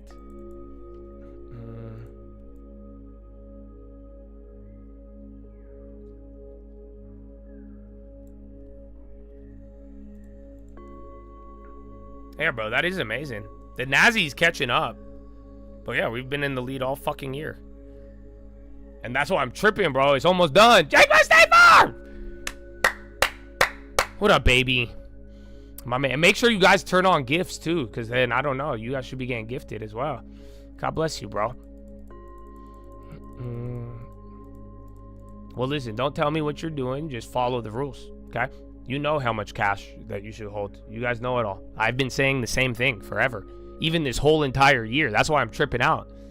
I sound exactly the same as the beginning of the year. Ask anybody, like, again, all of the strategy, all of the plan, being in the lead, the cash balance. Like, we went negative too for a little bit during it all, but we had 1 day of it, or like 2 days of it, and then that was it. But yeah, you guys know all the rules. It's the same thing. The cash, what we're waiting for, the cash balances, how to operate. The question, the real thing was, did you listen or not? I made it very simple this year. I even posted less videos. I documented it clearly. We only made 2 moves. So, and then we had the nice setup into the end of the year as well. So the real question was, did you actually follow through with it or not? Because I'm doing and saying the same exact thing. Nothing has changed. So, and now we're almost done with the year. And that's what I'm saying. It's still the same exact plan. I told you, don't give up the lead. So if you had the lead, unless you moved your money around and fucked it up, did you give up the lead or not? And then, like I said, once we lose the lead, like I told you, eventually we might lose the lead, I'm going to have a fucking chest of cash waiting to go. That's it.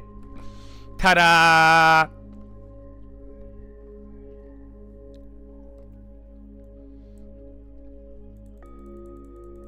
You are gambling, now you're long-terming. That's good, but now you don't get to ask the chat and take up the time, unfortunately.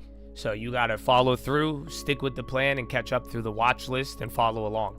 But you have the same standard as everybody else. So don't break the rules. You know, I'm expecting you to know what to do.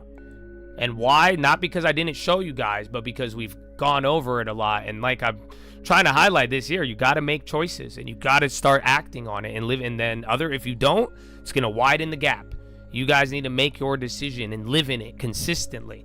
And that's why the people who leave, come back and haven't decided, I'm glad to have you guys. And I look, again, we're going to end poverty, baby, but you have your responsibility.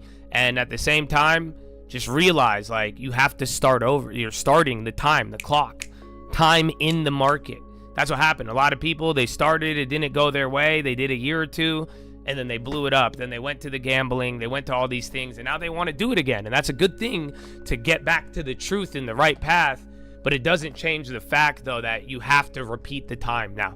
You have to go in and invest the time because it's little by little, and that's what it's going to grow to build you that defense, that garden, and all of it, baby. So you know the rules, and that's what I'm saying. Trust yourself, trust your instinct, and you guys got a great example, and that's why, you just got to, don't rush it, though. This part of the challenge of even fucking up and getting back to it is like, you need to control, discipline. Don't be controlled, and that's why all you got to do is it's little by little. We didn't get here by one action. That's what I'm saying. What I'm showing you and what I've said from the beginning of the year This is just little moves. It's little by little over a long amount of time. That's what you got to do. That's what's going to give you the protection. That's what's going to get you a lead. And then once you are aware of it, you operate in the right way. And that's all. So, but it takes time. It took 8 months even for us to follow through with this year's plan. So little by little, but I'm just encouraging you to start the clock now and stay with it so that we could get you to that point. But every time you start over, though, like I'm saying, we're not going to take the chat backwards. We're not going to go, you got to catch up. It's the same shit, but it's easy shit. It's hard to stick with it, and it's hard to put the time in, throw the pebble every day. That's going to be the difficulty. So little by little, it's never just one action that got us here. It's a collection of all these small steps. So yeah, you're dumping again, man. It's not even final 5 or 10 minute rigs. So like I was saying, man, from that middle, today looked very like choppy. We went nowhere, but like this now, it looks like a down streak. And dude, you just dumped. Bro, that's another 12 points right there in 3 minutes. So yeah, I think you might get to the low. You got another 30 points to fill the gap. I mean, anything's possible, but I don't think it'll hit, but you never know. I don't know why we're dumping. Again, it might just be the setup for tomorrow. Just remember, let me put it this way, if the CPI is hot tomorrow, every put is going to triple and everyone's going to freak out. Other than that, if it's not, then you're going to rip a little bit. So how are you playing tomorrow? Yeah, you got to think. This is, like I told you, towards the end of the day, before you know it, it's all about the data tomorrow. That data is important because if it matches up with the non-farm narrative, bro, they're going to tweak. If it's separate from the non-farm narrative, then we're back to just la land until we hear about peace, Trump policy, or anything else. Oh, Intel CEO arrives at White House. Hello. I can't do it. It hit 7% and then came down. Crazy. All right, man. We'll wrap it up. Final 5 in 50 seconds.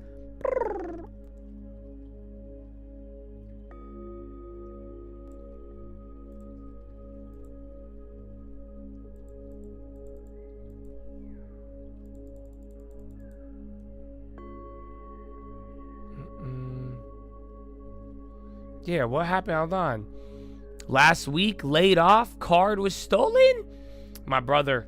A lot of Chad, I don't think whatever happened in this last week, man, a lot of good has happened, but a lot of you are also being tested in many ways. So, again, seriously, bro, Chad, some of you are losing people, and this last week was kind of brutal. So, prayers up, man, and I encourage you all, man, stay focused, remain joyful all the time.